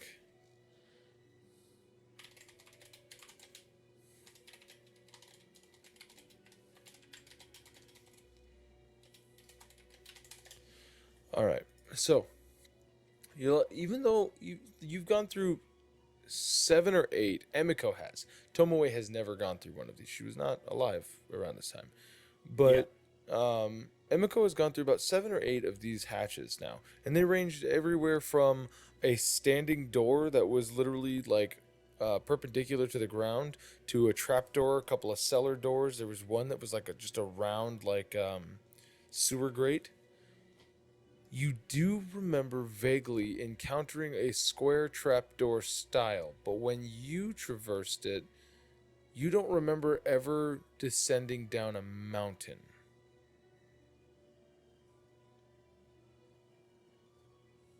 And yes, you can sit at the entrance. Of course. Fate. Outside of the entrance, I'm gonna sit down. All right. I suggest we try to take a break here. You guys yell to each other, naturally. I think we should Still take a have break. I mean, there is the wind all around. He gets into his meditative pose. What kind of a rest are you going to attempt to make? Probably just a short rest. Okay. Tomoe, In the same? elements and shit like this. I think at this point, like seeing him actually like trying to rest, Emiko will just Tomoe will just like almost as if like a bulwark against like a horde. She's just gonna try and like protect him from wind coming that way. How so? Are you literally going to try to body block the wind from like? Yeah. Like just Okay. like legs like probably closed. Right, I mean like right. legs standing together. You're trying as to if she's create as at- much of a wall in front of him as Yeah. possible. All right. Or So- at least of enough of a obstruction that wind would be forced to go like the concave around,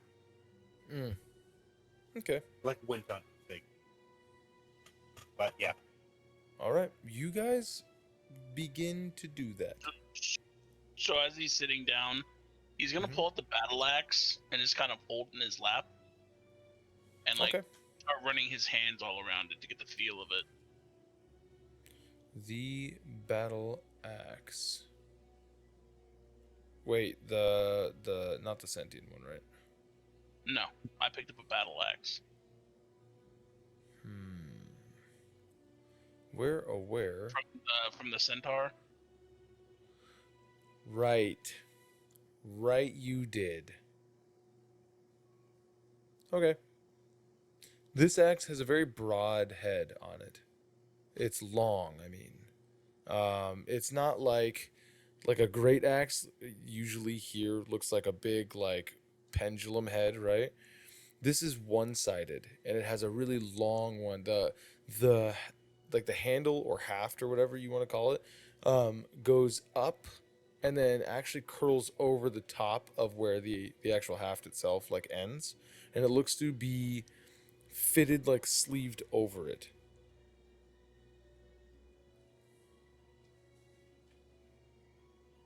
Is it one-sided? Kind of, yeah. It being a battle axe, the blade itself, like the way that it affixes to the haft itself, the sharp end is only on one side, but then as it curls up and over the top of it, it sort of like creates a little bit of like an arch at the very tip of it before the blade completes. You notice that there's a lot of like jagged etches, heavy use in one specific area. That's roughly like 8 inches and right around the center of the head itself. it also seems to have like a very permanently red stain or hue to the metal itself. Not like rust, but like a almost like a deeper red tone to it.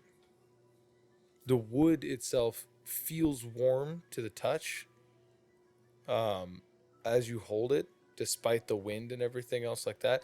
But the handle, like the actual handle itself, looks to be woven of some sort of like really rough hewn twine, and the haft itself looks almost gnarled, like it's been repelling like sword swipes or whatever. So it looks really chewed up. But other than that, it looks pretty clean. I'm gonna try and find something that looks like it. What you're saying, but okay. Yeah, he's just kind of like feeling that in his hands as he has his eyes closed. Are you attempting to attune to it? I guess if that's something you have to do to it, because he didn't get it. He wanted to get it identified because he doesn't even know if it's magic. Right. Would you be trying to attune to it if it had the ability to? Yes. And you're certain? No. Okay. If you're just going to look at it, then you can just look at it, feel it. Do I get any feelings from it? Like, is it like cold? Does it feel evil? Does it feel like powerful? Or does it just feel like a normal metal axe? Go I ahead often and, pick up pencils and think the same thing. Go ahead and go ahead and cast me detect good and evil. No, I'm kidding. So as you're looking from it, like I said, the handle feels warm to the touch, despite the cold wind. You can make me like a religion check. Because the only thing he's thinking of is like, I got this off of a cursed beast. So it must be powerful, but is it cursed? I can touch it. That seems to be fine. Sorry, was I rolling for it? Religion? Yeah, or Arcana. The same.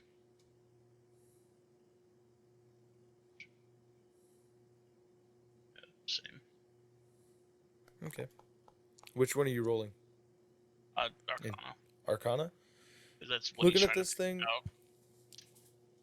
there's really no like there's no glowing runes or anything like that on this thing. There's no like you don't grab it and fucking fairies and sparkles or anything come off of it.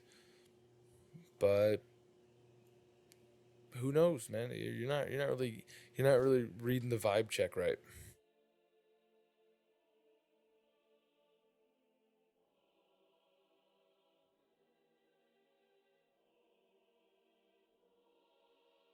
Okay, he's just gonna keep touching it, get his hand used to it. Okay. So, Tomoe, Mhm. you're pretty keen about all things stalwart, all things just, all things as they ought to be, right? Yeah. You get a weird feeling. Like it's cold, but the goose pimples that you get that kind of ripple along your body, it's weird. Something hinky is going on just around. It sparks up like your, not like your danger sense or anything like that, but it like makes you feel Something's not right here. makes you feel odd, just odd. Calamar, Seeking my buwilla. your boobala. My buwilla. What's your buwilla? Merlin. Beautiful woman, I love to acquaint. Ah, nice.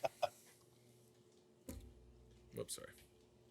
What do you want to do, man? You is there anything else that you want to identify? Anything else you want to? No, I think I have identified all the things that I can identify. I think I'm just gonna. So, it's been exactly about probably coming up on the hour, right? After Give or going take, and yeah. sucking the brains. Then I will kind of go over to this little area over here, try to break line of sight because that cauldron's still like smoking. No, I Oh, just can't change then the icon of it because it's static. I'm gonna cast a minor illusion of a duplicate of myself, but just like miniature, About 5 foot. and try to I make like a to think you're mirror. making a Minecraft version of yourself. It's literally a 5 foot cube Yeah, that just yeah. has the skin of. But anyway, yeah, okay. I'm basically just trying to make a mirror and then like pose and do like try to make some wind, and I'm trying Right, to just do cool poses to look intimidating. That's awesome. Okay, so you're That's it. doing that. You're just she's like, okay, well, I'm gonna go just around. I don't really want to watch masturbatory posing. It's really important. Watch me climb up Right. on this rock and then look back like Oh, menacingly. yeah, you're right. You're right. That's really. Prestidigitation, make my eyes glow. As you hear her like voice, no, yeah. She's just gonna go fuck off somewhere. Okay. Well, Tomoe Makomenwe. Fayte, Kayate, Laboka. You guys can go ahead and give yourself a short rest.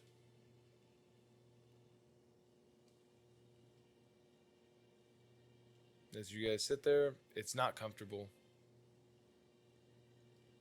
But you don't do anything for your minimum hour.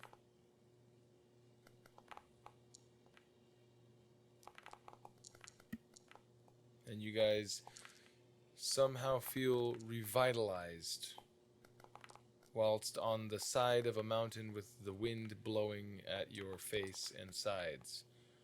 Somehow you're able to still really just knit down, find the peace of mind and the focus to heal your bodies, and apparently roll all of your hit dice. I still got more. That was the slowest burn I've ever seen. I got really shit rolls. Sorry, half of your hit dice. You're muted. It doesn't allow you to do one by one. It doesn't allow you to do like, oh, I want to roll, let's say 5 of Right. my. You have to do it. D10. Yeah. You have to just roll. So yeah, it was funny Oh seeing yeah. one. Just one. One. And then two. One. And One. then two. Yeah. Yeah. All right, so you guys take your short rest. You guys get all of those things that recover on a short rest for you fighter types.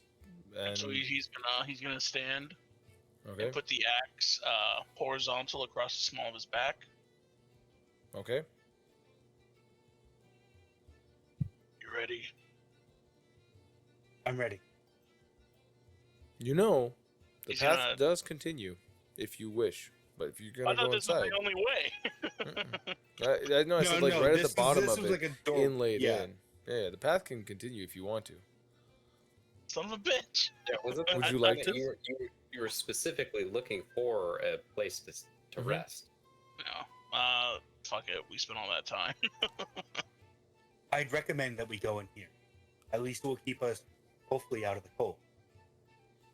I'd Yep, rather not he's be gonna- stuck here. He's gonna turn towards the door. And then he's gonna look back down where they came from. Mm-hmm. Just kind of stare at it, see. I guess seeing if someone's gonna turn the corner, Calamar or someone. He's gonna look away. Make sure his echoes out and head in. All right. You guys head in. You're instantly beset upon by hundreds and thousands of monsters, Oh no! none of which are real. Okay. You're not real. You're Oh, not hello. As you guys enter the area. Ooh, that's not good for you, but that's fine for me. I'm going to put... I'm not going to put Calamar in here. I'm just going to put Flumpkin in here so that way you can see, okay? Okay.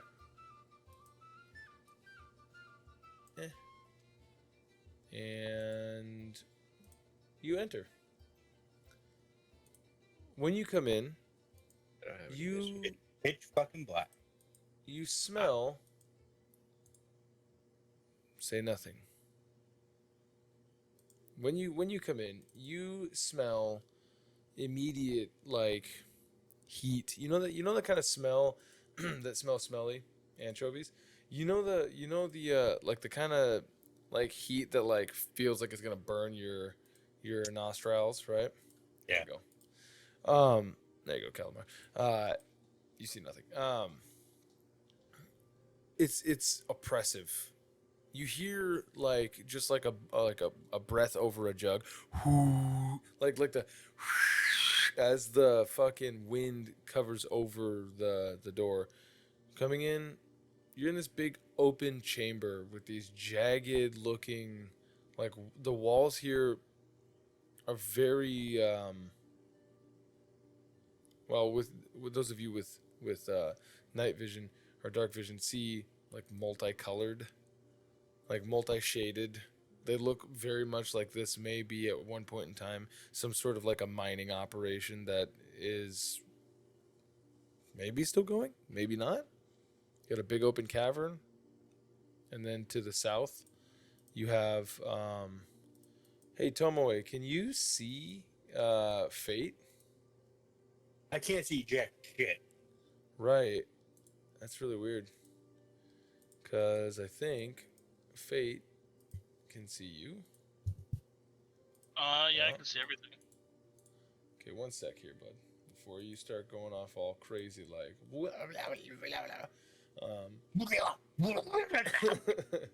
let's see. I just wanna make sure that this is correct to do. Move that to the YouTube bot. Yeah, this is Bizarro. I love you, Bizarro. Mount. Oh, that's weird. Do the cleanup. Everybody do the flop. Yeah, it's really weird that it's not letting. So I learned. I haven't been doing this. I guess it actually might matter here. Right. Is I don't have dark vision. I have umbral sight. And I guess what it is it's basically dark vision, but it's increased range by 30 feet. Mm-hmm. Also, I'm adept at evading creatures that rely on dark vision, and while in darkness, I'm invisible to any creature that relies on dark vision. So Umbral Sight's the name of the ability, right? Gloomstalker. Yeah. Right. So you have dark vision, and then you also have additional things attached to dark vision. Yeah. It's just dark vision, but increased 30 feet. I'm adept at evading, and then creatures that rely on dark vision, I'm invisible to. Gotcha. All right. Let's see here. Tomoe, you're just a basic human, right? Let me see if I did this. Sorry, guys, I don't mean to take up any more of this than I necessarily need to. If I did Haya, now you can see him. That's because you're blind. Because you cannot see inside. As you come inside of Fayte, you find that you are blinded with science. She blinded me with science. Yeah. Do. Would you like to light a torch or? Yeah. We'll use a torch. All right. Usability torch. What is the what's the range on the torch again? None of your fucking business. Okay. Burns for 1 hour. 20 feet Nice. of bright light and additional 20 of dim. All right. So, you should know, whilst holding the torch, two-handed weapons are not going to be able to be used. Got it. So you'll have to drop it in order to cop it and flop it. You know what I'm saying, dog? Shit. All right. Question. Yes. Could you do strikes at disadvantage with a two-handed weapon with one hand? You cannot wield a two-handed weapon in combat without having a main hand and an offhand. It would be similar to not being able to use somatic components and a material component. You know what I Right. mean? So that.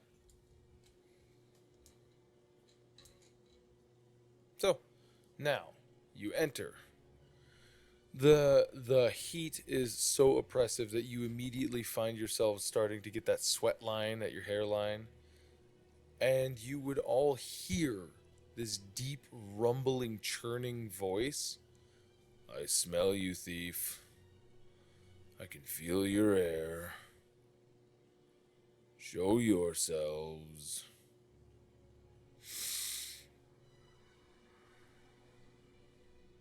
It seems to resonate from everywhere and nowhere all at once.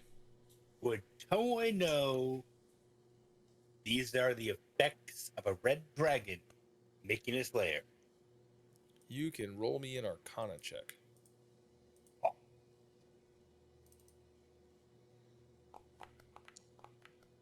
Thanks, guys. You're pretty familiar with dragons.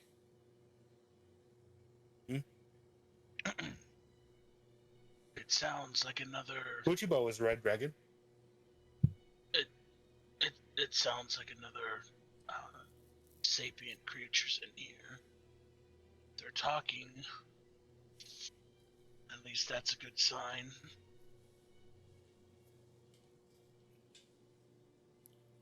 So, Seem- one sec. Let me just finish the check here. So, you're pretty familiar with dragons. This very well could be with the heat and whatnot. Typically, the regional effects that you're used to seeing are also closer to like lava pools sprouting up, shit like that, like kobolds all of a sudden being a thing where they previously weren't, stuff like that. At surface glance, it's a big question mark as to whether or not you wouldn't get a definitive yes or no out of that. God. So Fayte says to you that this thing seems to be sapient. Oh. Pretty good. There That could seems to be also two be- paths. A path that's really wide up here and a path that's very tight down there. I mean, if it's got a deep voice like that, I can only imagine it's bigger. So the smaller path might make us more secure, but it might also make us seem more like I've thief. been in minds like this. Any voice could sound very deep and powerful, and it echoes along the walls. I'm not saying you're wrong, but I'm saying I've encountered different before. Do you want to talk to it, or you want me to talk, or do you want us to just not talk at all? I think we should just go and see what we're dealing with and see if we want to talk to it. Fair. Big path then? I am curious about that small path. But I guess for now, we Wait, should be can you good. send your No, other you that way, or no. I'm unable to be separated further from him. I'm still training this skill of mine, so maybe one day I could, but not now. that makes sense? He's just gonna start heading. Yeah, Tomoe will follow. You guys are going to take the upper path? Yes. All right. You hear, likewise, rumbling from everywhere. Yes. Come see what Kathak has to offer. You really need that torch, by the way. It's kind of messing with my eyes. Would you like to do the rope trick instead, and I can take the torch off? I can't see here. Well, I'd rather have you see, so just keep it. Of course. Of course. Venture closer. I have many wares. Some benevolent, some not. Could you? Shit, you know, I forgot. I probably left that cauldron up above. Please. Bring yourselves in. Mind the sigils. They don't discriminate. When he says that, I'm gonna start watching the floors. And as you Yeah. guys approach, you see, peeking around this little corner here, this almost looks like a fucking workshop or something. Some sort of... As you approach further, by the way, the heat does get very rapidly more intense. We see this massive magical circle in the middle of the floor in this this odd smaller chamber. There's bookshelves and a couple of long tables there. On top of these tables, there's like weird manners of like jars with like fucking preserved parts and shit like that. Each of them has like a little label, stuff like that, and like there's a couple of books on some stuff like that, like on the tabletops and whatnot. Tell me what I need to roll. Does this look like the original Lich's Cave that the original Breakers came across way back when? You can give me a history check, sure. Why not? Can I get advantage on it? I went to a Lich's Cave once or no? Sure, why not? I'm the rule of cool DM. Why not? Fuck, they're both the same. Double boobies. All right. So yeah, that's a big no for me, dog. You guys approach. There's this magical weird area inside of here. Everything is fully colored, by the way. Everything that you guys have encountered in this place is fully colored, except for whatever Fayte can't see without a light. You know what I mean? The whole fucking grayscale, dark vision, and all that stuff. But when you guys come across here, it is emanating a very blue aura. Oh, what is it he called himself? Kathak.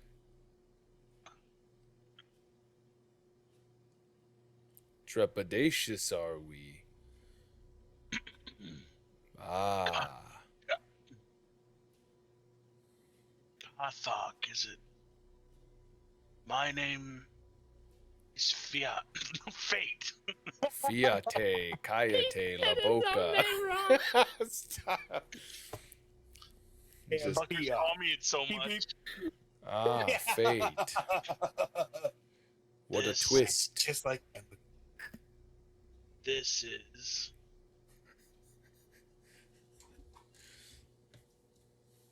Emiko. Tomoe. But I fucking waited for you to say it. You didn't say it. So he's gonna call you Emiko. Petty squabble, more like. Is this the rune that we should avoid? I did not say to avoid a room, simply the sigils. I said rune. Oh, rune with an N. Ah. Yeah. Well, that depends on your purview. Wish you to burp? Wish you to unlock the magical potential within the sigil.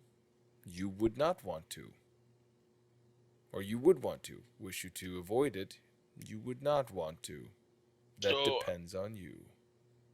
As he kind of skirts the edge of this sigil, what is he seeing like on these shelves? Books and books, tomes, dusty. Is it like it's all like dusty, cobwebby kind of? It's not like it hasn't been used, dusty, but like this place smells of rich mahogany and leather. You know what I mean? And is it like books or is it like tomes, like thick ass, like, or a variation? Yes to all. Yeah, it's not like It's there's every size of book tome. There's a concordance somewhere and NIV Bible. There's like various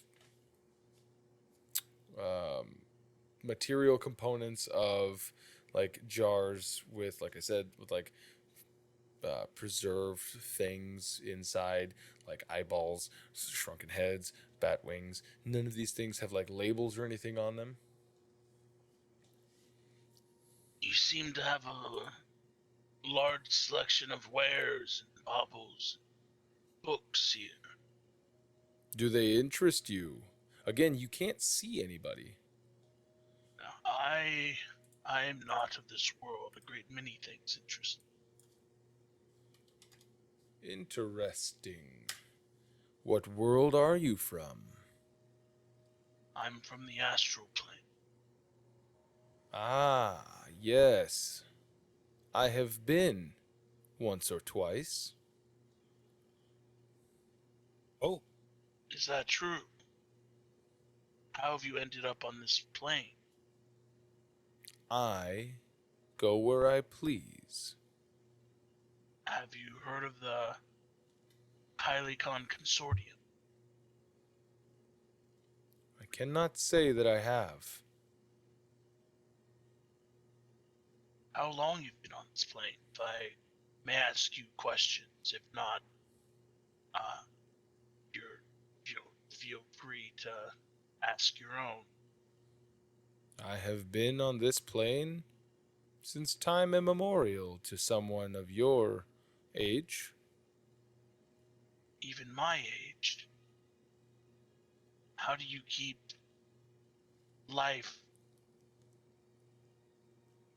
How does life still interest you? The I've been pleasures around. I derive from life are niche now. intelligence gathering, perhaps? I must say the elders of my kind tend to off themselves more than anything else based on the blandness of immortality. We don't really make it past 6,000 years old unless we enter a deep sleep. We would be interested to know what keeps you so entertained with life. Hobbies.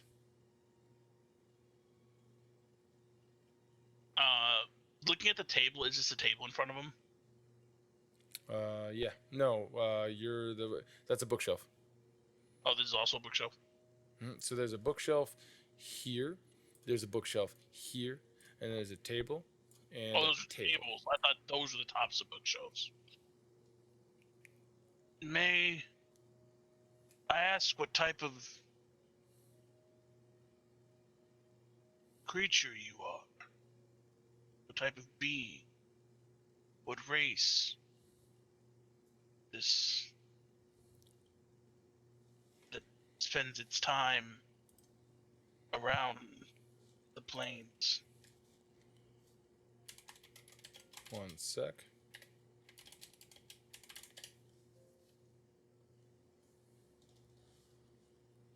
My race was once called the Tanari. Have I heard of that at all in the astral plane? You can roll me a history check with disadvantage. Can I do the same? You can roll me a history check.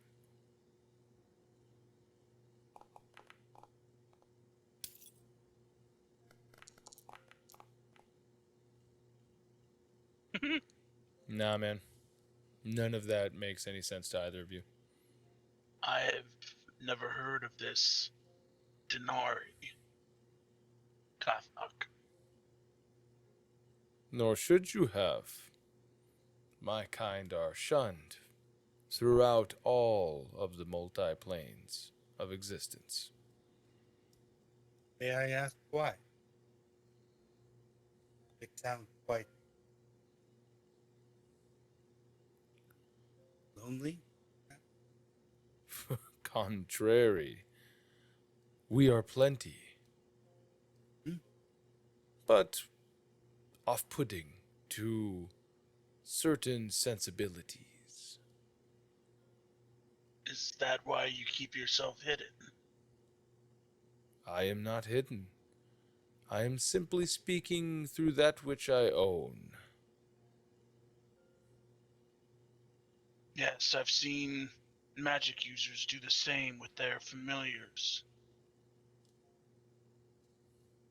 Are you aware of this plane's problem weave, magical weave problem? This plane does not have a weave problem. Is that because it is fixed, or that there never was one? This is a demi-plane of my making. We are in the material realm, as they would call it. No, you are not. We're in a place that's been touched by the Underdark. Try again. We were in a place that was touched by the Shadowfell that was creeping into the material plane. Well, in this tainted You material, were in a place that We was went- touched by the Shadowfell. we went down a ladder, found ourselves on a mountain, Yes. and as we climbed down the switchbacks, we found this door. My question is the entirety of where we came your realm, or just when we entered this door? Ah, that information comes at cost. Would be such a cost. That is up to the haggle. What is it you sell here? Information. Some These books. information, resources, arms for sale. Is there a way out of to the material plane? I called it before. Of course. What is it a being of such infinite life could possibly want? Well, I have many wants.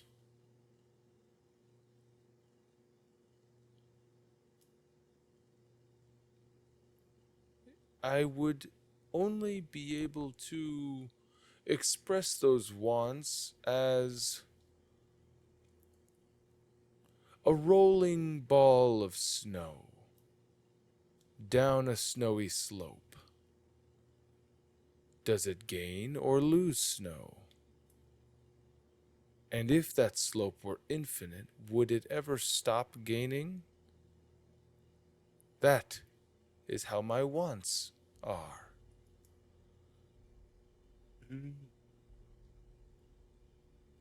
They come to you as you continue. They compile and compound as I progress through time. Have you heard of these? Well, you must have. But these beings called devils. Yes, Which- I have heard of them. Are you like these devils and you love trade? No, the Batizu are a fickle race, driven by law, but also bound by law. They seek to gain wherever they can, as opposed to wherever they want. It is a sad existence for them.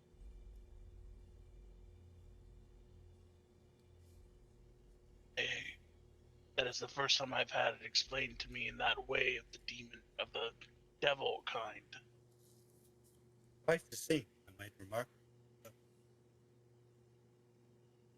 Well, Most people don't understand what it means for a devil to exist.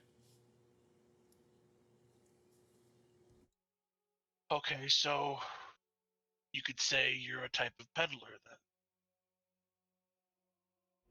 then. That could be a descriptive. And you accept trade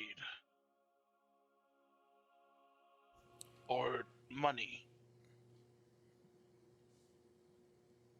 If it befits my mood, of course.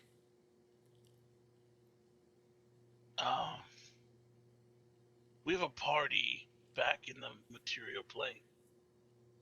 Would you be able to get us back to them? Certainly. Do you have anything in here that might suit one of us? Or, with his hand like at his side, he's going to trace the axe with his fingers. Are you able to identify items? Identification is such a pithy spell work. Of course, I can partake of this. But as Why? far as what suits you, I don't know you. I don't know what would suit you. What suits you?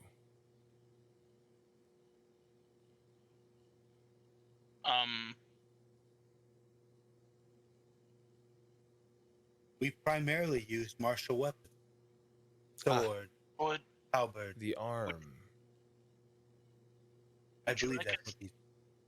would you like us to tell you or show you?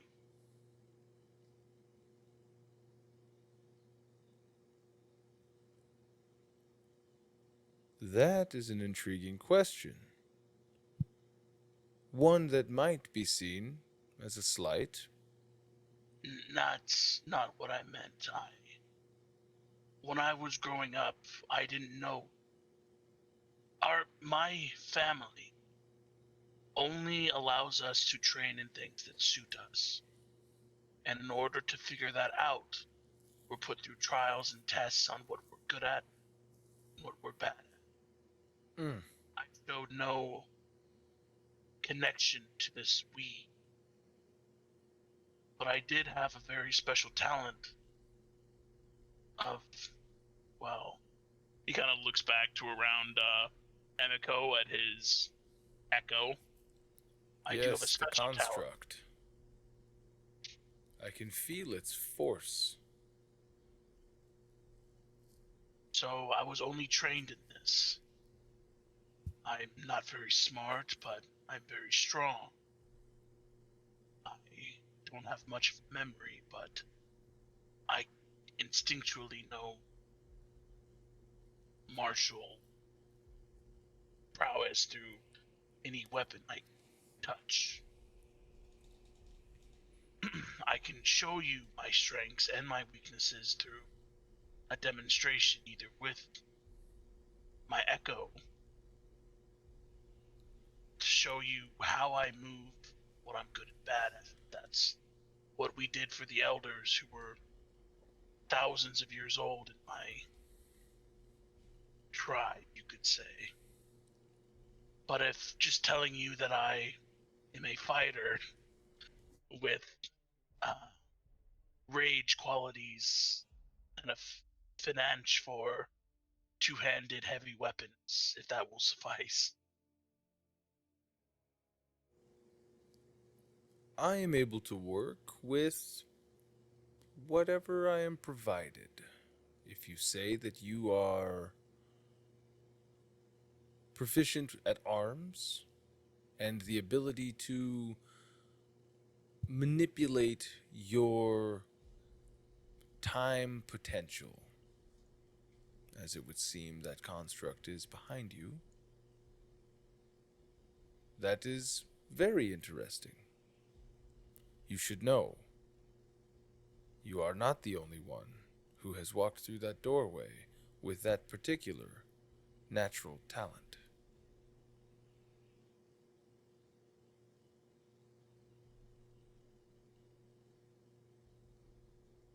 if you have anything you think that might progress me,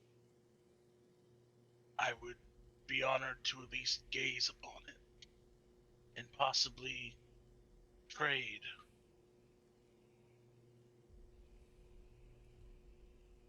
Paladin. That is what you Yeah. are, yes? It is. What of you? You find yourself here by accident? We came down a tunnel and ended on a cliff. Ended up on a cliff. That led to us stumbling across this doorway. Upon taking a breather, if you will, we came in here. But yes, in the end, it was by accident. I don't seek anything but to get back home. One wishes to return, and one wishes to progress. What a quandary. You are a pair? Acquaintances, perhaps, but We share the same goal for now. Indubitably. Well, I could offer you a talisman to progress your natural martial prowess. Or perhaps I could offer you a talisman to make your way back. A key, if you will. I don't have much in the way of trading stuff to give. Simply a hammer and a sword.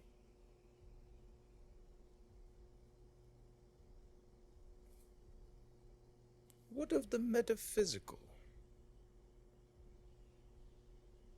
As in the soul. No. I care not for your soul, Paladin. If you wish, you might look upon the tome across from the circle. In there you will find many souls trapped within those pages. But those were acquired through less nefarious means than trickery of a devil. As I told you, I am not of the Batazoo.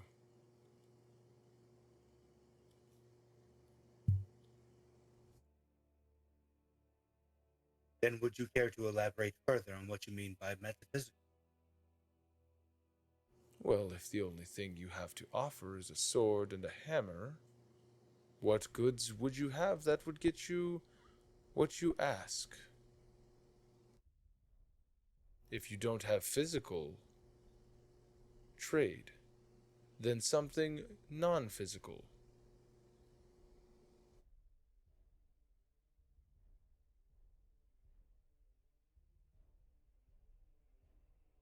If you have need of a favor, I would not mind owing you.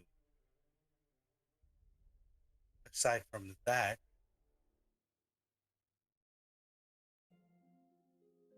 A favor? Emiko's gonna pull out her golden D. Tomoe is gonna pull out the golden D20 amulet. I am assuming you see everything that we're doing. Ah, you have an effigy. Far more than a hammer and a sword. But I understand keeping your cards close to the heart, so to speak. I would be, I don't want to say more amicable, but I don't wish to sound like I am trying to be hasty in these discussions. I do find it fascinating that we are speaking with a being that could outspan the lifetimes of, I mean, probably my entire race, to be frank. But as much as I would love to spend time here, I am needed back home. if you would be so kind as to ask what you wish for, I would not mind bargaining that.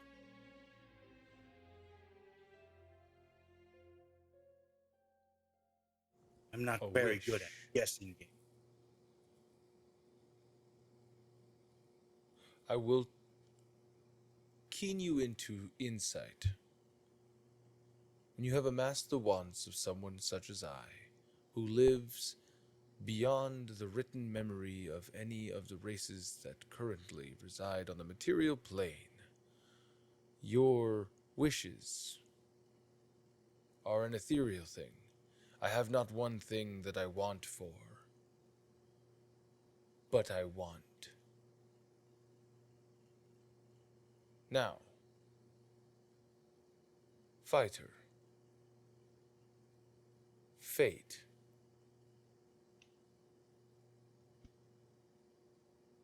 You wish to progress your martial prowess? Yes, I would. I don't know if these things would ever interest you, but he's gonna walk over to this table, and he's going to slip the battle axe off of his lower back, put it on the table, pull out his extra Polycon golden synthetic outerwear, put it on the table, and unwrap the blackened short sword. He's gonna put half a bottle of holy water down, as well as a water skin full of 2 dense shadow essences, as well as a card that has a devil's name in it.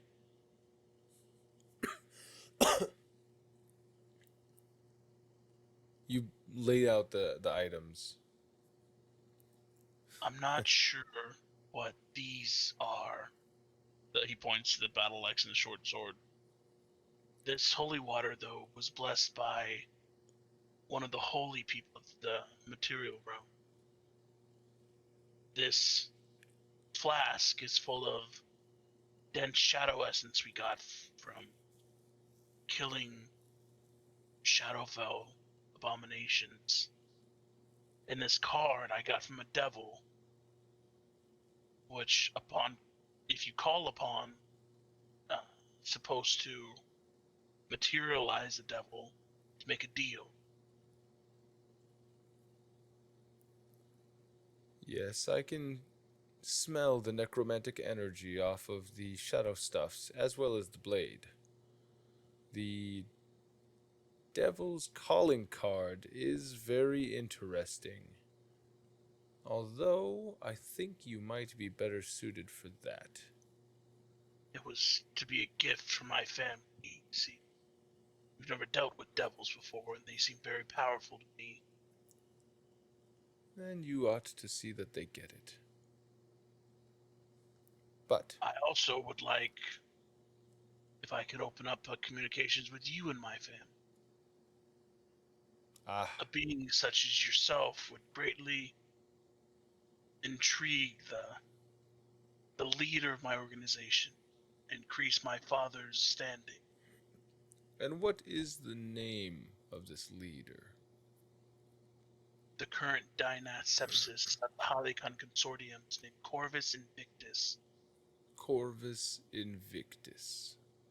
from House Invictus. Corvus Invictus. He is 7,000 years old. Invictus. Corvus Invictus. Corvus Invictus. Corvus Invictus. Say it one more time for me, please. Corvus Invictus. Corvus. Sorry. And when he says that, Invictus. he instantly bows his head. I'm sorry. Dynas Corvus Invictus. Corvus Invictus.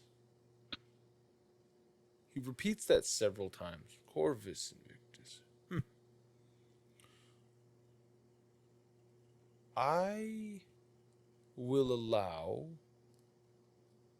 for you to open a communication line between this Corvus Invictus and myself. I am unable to do so.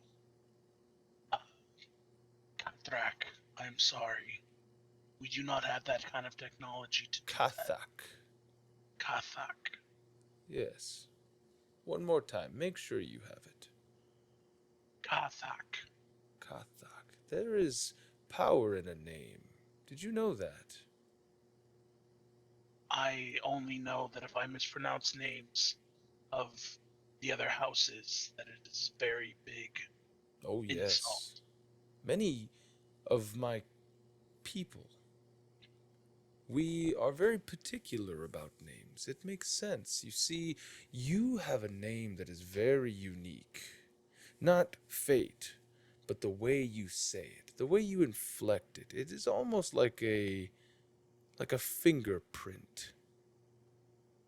Only you can say your name in a certain way. As well, if you know how somebody repeats their name in a certain way, they can almost create a power over that name. When your father calls your name Fayte, a specific way you know to come to him immediately, correct? It is so. Corvus Invictus. Perfect. Well, I will give you a similar calling card, not unlike the one that you have in your possession already. As I am always enterprising, and I will grant you passage out. The favor that the paladin wishes to potentially owe, I will cash in, so to speak, immediately, if you will. Would that be agreeable for an immediate way out of here?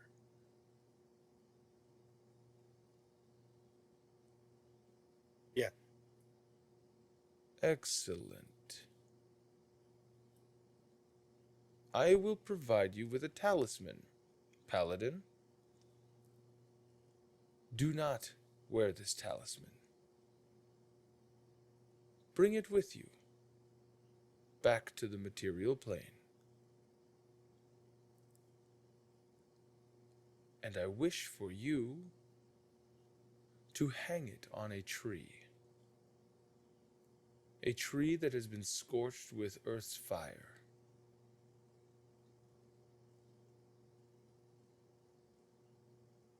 Is Where this... would I find this? You can make one if you set a tree on fire.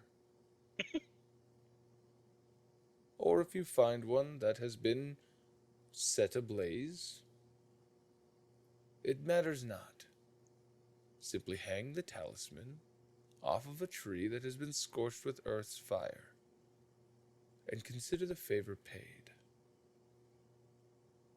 If I might ask,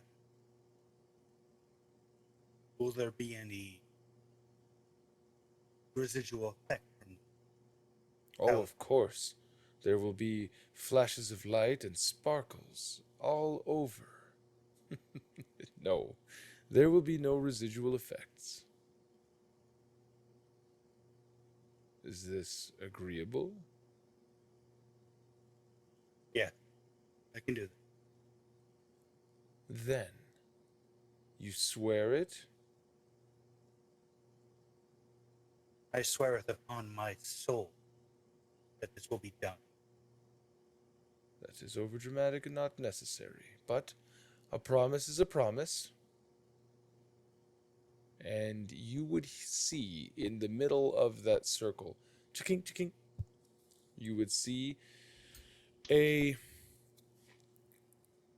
literally a talisman. It would be this circular metallic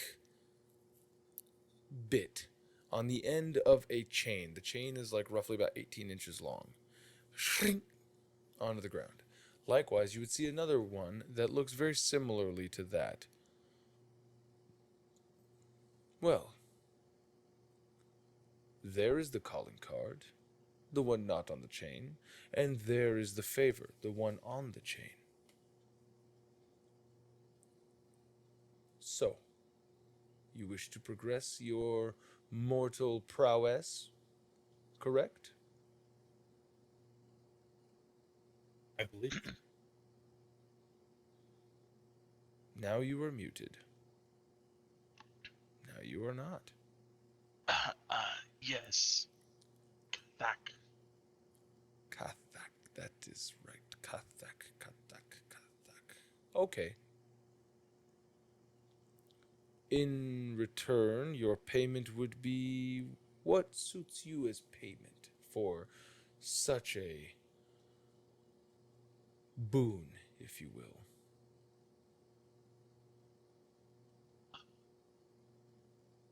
Does anything on this table, as he puts the demon calling card back into his pocket, would anything on this table interest you? I rarely see battles, so I wish not for the axe. The holy water any priest can make. The shadow sword, I care not for necromancy. The shadow stuff essence, I care not for necromancy. And the calling card of the devil, no thank you. I'm sure my family and the entirety of House Astraeus would give you many favors upon connection with them. Would one of these favors be a direct payment of me providing you with a boon of your martial abilities?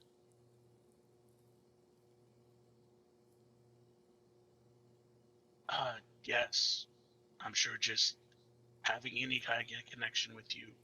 And truly, you have the power to make this official, certain. The majority of my mission when I came down here was to make toys for my house. I do hold that distinct ability as I was sent down here for that purpose. And you promise this. Yes, even in case I die, as long as you get in touch with my house, I'm sure they would be very interested in maintaining a relationship with you. And I have proof of this how? He holds up his notebook. He just kind of holds it up, opens it up to like the front page.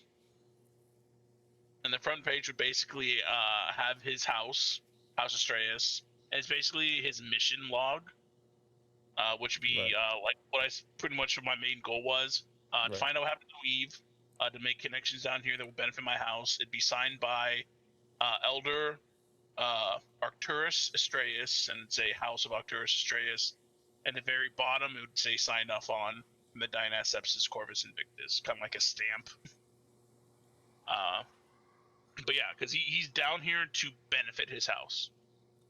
That's all they're sent on missions for. Like even looking at the weave, they just sent him down here to figure out what happened in case they can figure out how to harness that power. If they could shut the weave off for a Gotcha. plane, it'd be much easier to invade that plane. So, you flip it open. You're showing your log and whatnot. Humor an old being, if you would. Please scribe that onto a piece of paper, onto one of the books there. Copy it, so that I might bring it to them if and when I make contact with your house. Yeah, he'd look around for that once he'd find any one of the books or whatever you can. Yeah, you can grab. Put it. Could he do that thing where like he puts the paper on top of it and kind of like, Yeah, you know, sure. like Yeah, just yeah. kind of like Yeah, where you shade black over it and it makes it. Dude, kind of imprints all the way. 100%. Get that? You do that real quick. Like the original's all in like silver ink and space shit. Perfect. This one like perfectly gets it, Fayte. and he just leaves the imprint on the table. And as soon as you leave that imprint on that table, like, oh, you actually. There is a spell on it as well. The spell on it is if he dies, it sends a thing up saying that he's dead No, okay. to his family. So you do that. You basically transfer to a piece of paper. Put that piece of paper that you transferred to onto the table. You do that, and the paper, almost like a breeze, kind of kicks it up, lands it into the middle of the spell circle there. In return, in that spell circle, you would see a glove, like a kind of like a gauntlet, or like a. It's not like plate mail. It looks like leather with like little tiny rivulets that have been like attached to it of metal on the back of the hand and on each of the fingers and the thumb. Wear this. Focus on it. Attune to it. Say my name 3 times, and the boon will be yours.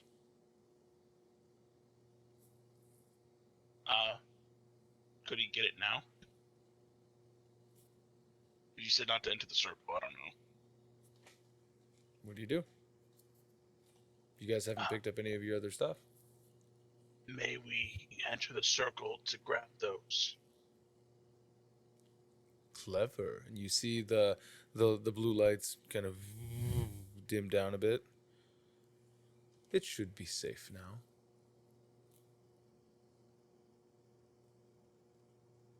Mako's going to cautiously walk in and pick up the end. So both of you guys kind of enter into that circle to start picking stuff up. Yeah, as soon as he picks it up, we put it on. Pick it up, put it on.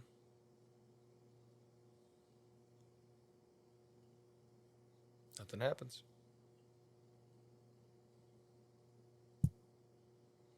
It has been a pleasure to do business with you.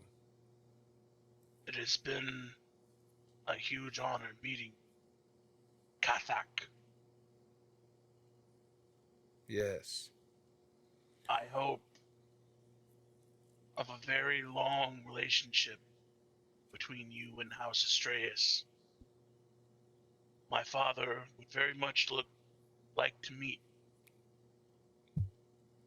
I will begin the preparations immediately.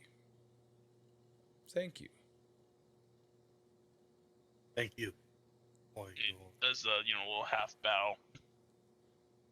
As you For your guys are, time? so this has been a talking voice that has just been resonant, right? And Yeah. as you guys do your honorifics and whatnot, anything that you wanted to say before you guys start to leave at all? No, he would just back, like he wouldn't.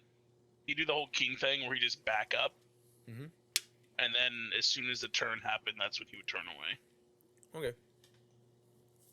And his echo would just blindly follow. Tomoe? Oh, and he'd also have grabbed his shit from the table. Yep. I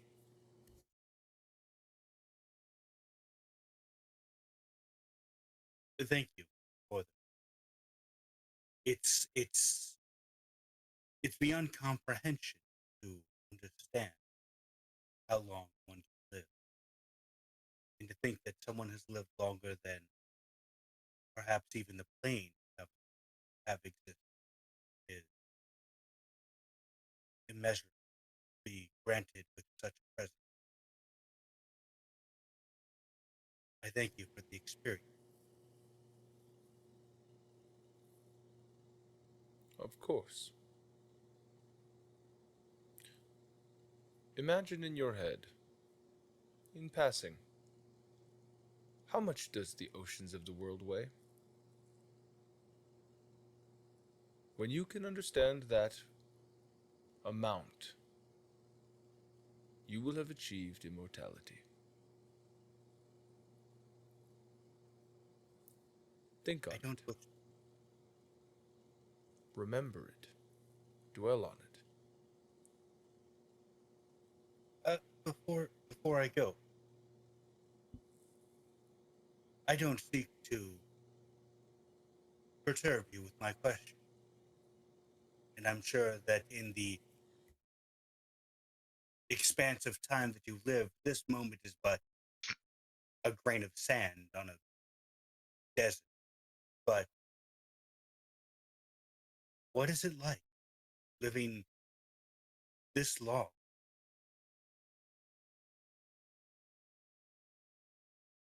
just seems. I mean, from a human perspective, such as mine, it seems like it would be too much. You are human. Yeah. That explains it. Every experience that the human people have experienced, I have experienced with them, alongside them, in front of them and behind them. Every emotion that could possibly be conceived, I have felt in one way or the other. Sometimes secondhand, sometimes firsthand. Nothing greater of a pleasure can be derived than when you find your purpose and you execute that purpose. The problem with immortality, or rather, long-lived life. Many do not know where to go when they've achieved their goals. Finding joy in something new is the only way to truly live forever. If you only ever did, as you guys are walking out, if you only ever focused on one thing, eventually you reach the pinnacle of that one thing, and all else becomes bland. Instead, find something else.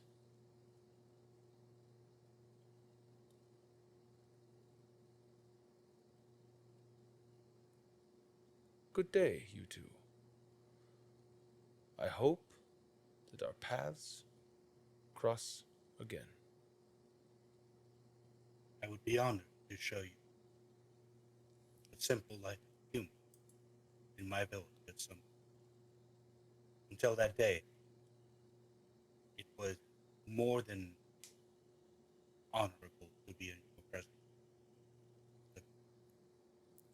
As you guys pass through the threshold, the last things you hear, not all that glitters is gold. And you exit out, and as you guys step out, you find yourselves literally stepping outside of, oh, that's terrifying. Let's not do that. Literally stepping outside of the threshold of that tree. And Calamar, you're sitting there doing your poses, and like all of a sudden you see the two of them stepping out, like phasing in. Calamar's perched with one leg, or has one leg up onto the cauldron, is looking back, going, "Oh, that was an interesting entrance. How do I look?" You look perched. Menacing. That was cool. How'd you do that? Where'd you been? Don't go down there. Oh, it was probably super boring and stuff, not full of anything fun or exciting, huh? We'll tell you what happened, but how long has it been, by the way? It has been exactly 2 hours and 35 minutes. 2 hours and 35 minutes. Definitely feels longer. 36. Where's the woman? Now it's 37. Cilia. Her name is Cilia. Cilia. Is she resting? You guys have been gone for a long time. We got into an argument. Oh. And, What's the argument about? Following us? Possibly helping? No, I was just about to go on a tangent of a long story that didn't make any sense. She's just north. She's just up there. Up over there. She's just really hard to see. If I don't listen to her while I'm looking at her, she completely disappears. I don't know how she does it. Okay. Do you mind That can- identifying these while I tell you a story? I would like to go somewhere far away from this place You're right. first. We need to make those potions. Yes. Let's go. And formulate our plan. Come And on. Emiko, what do you think we should haze the newcomer with?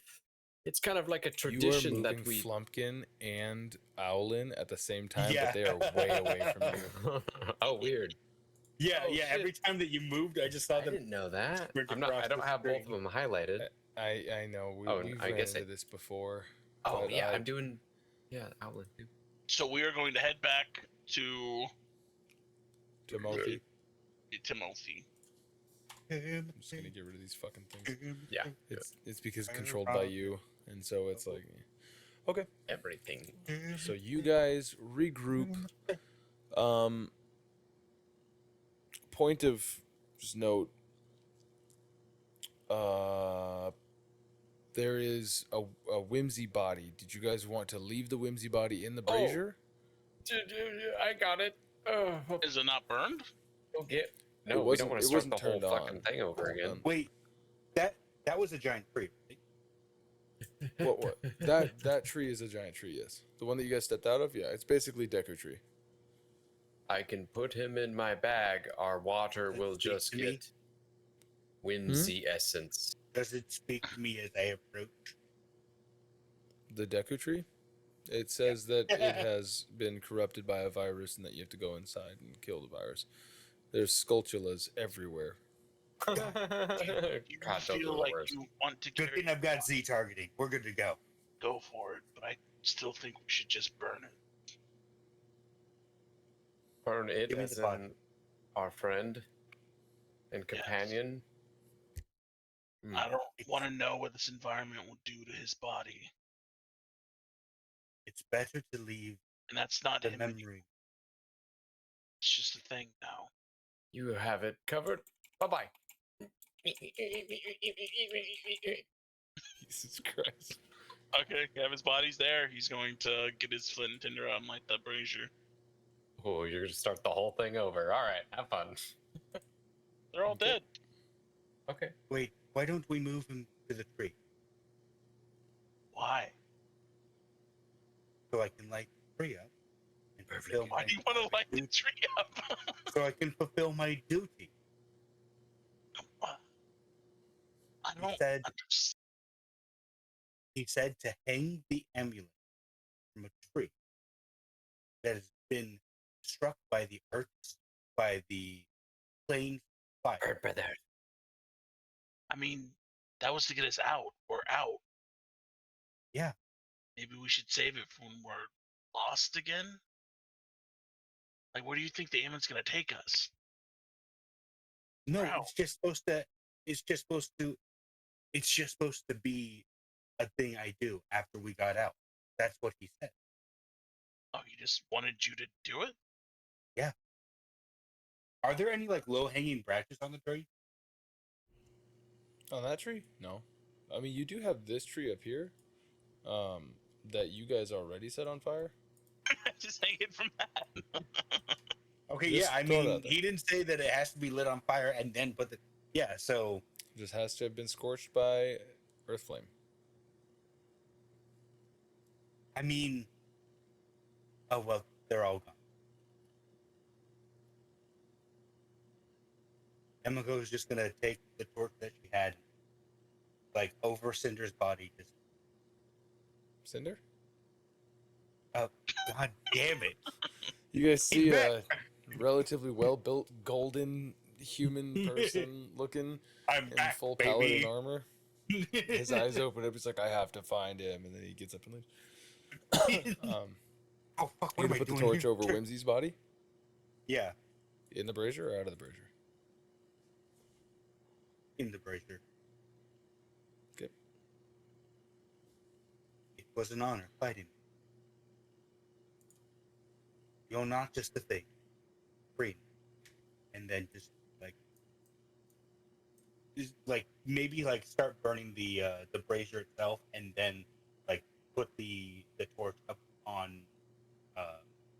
I was gonna call him Cinder again on Wimsy's body. Okay.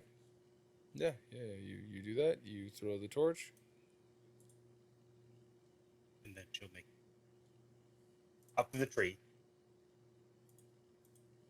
And then hang the amulet. All right.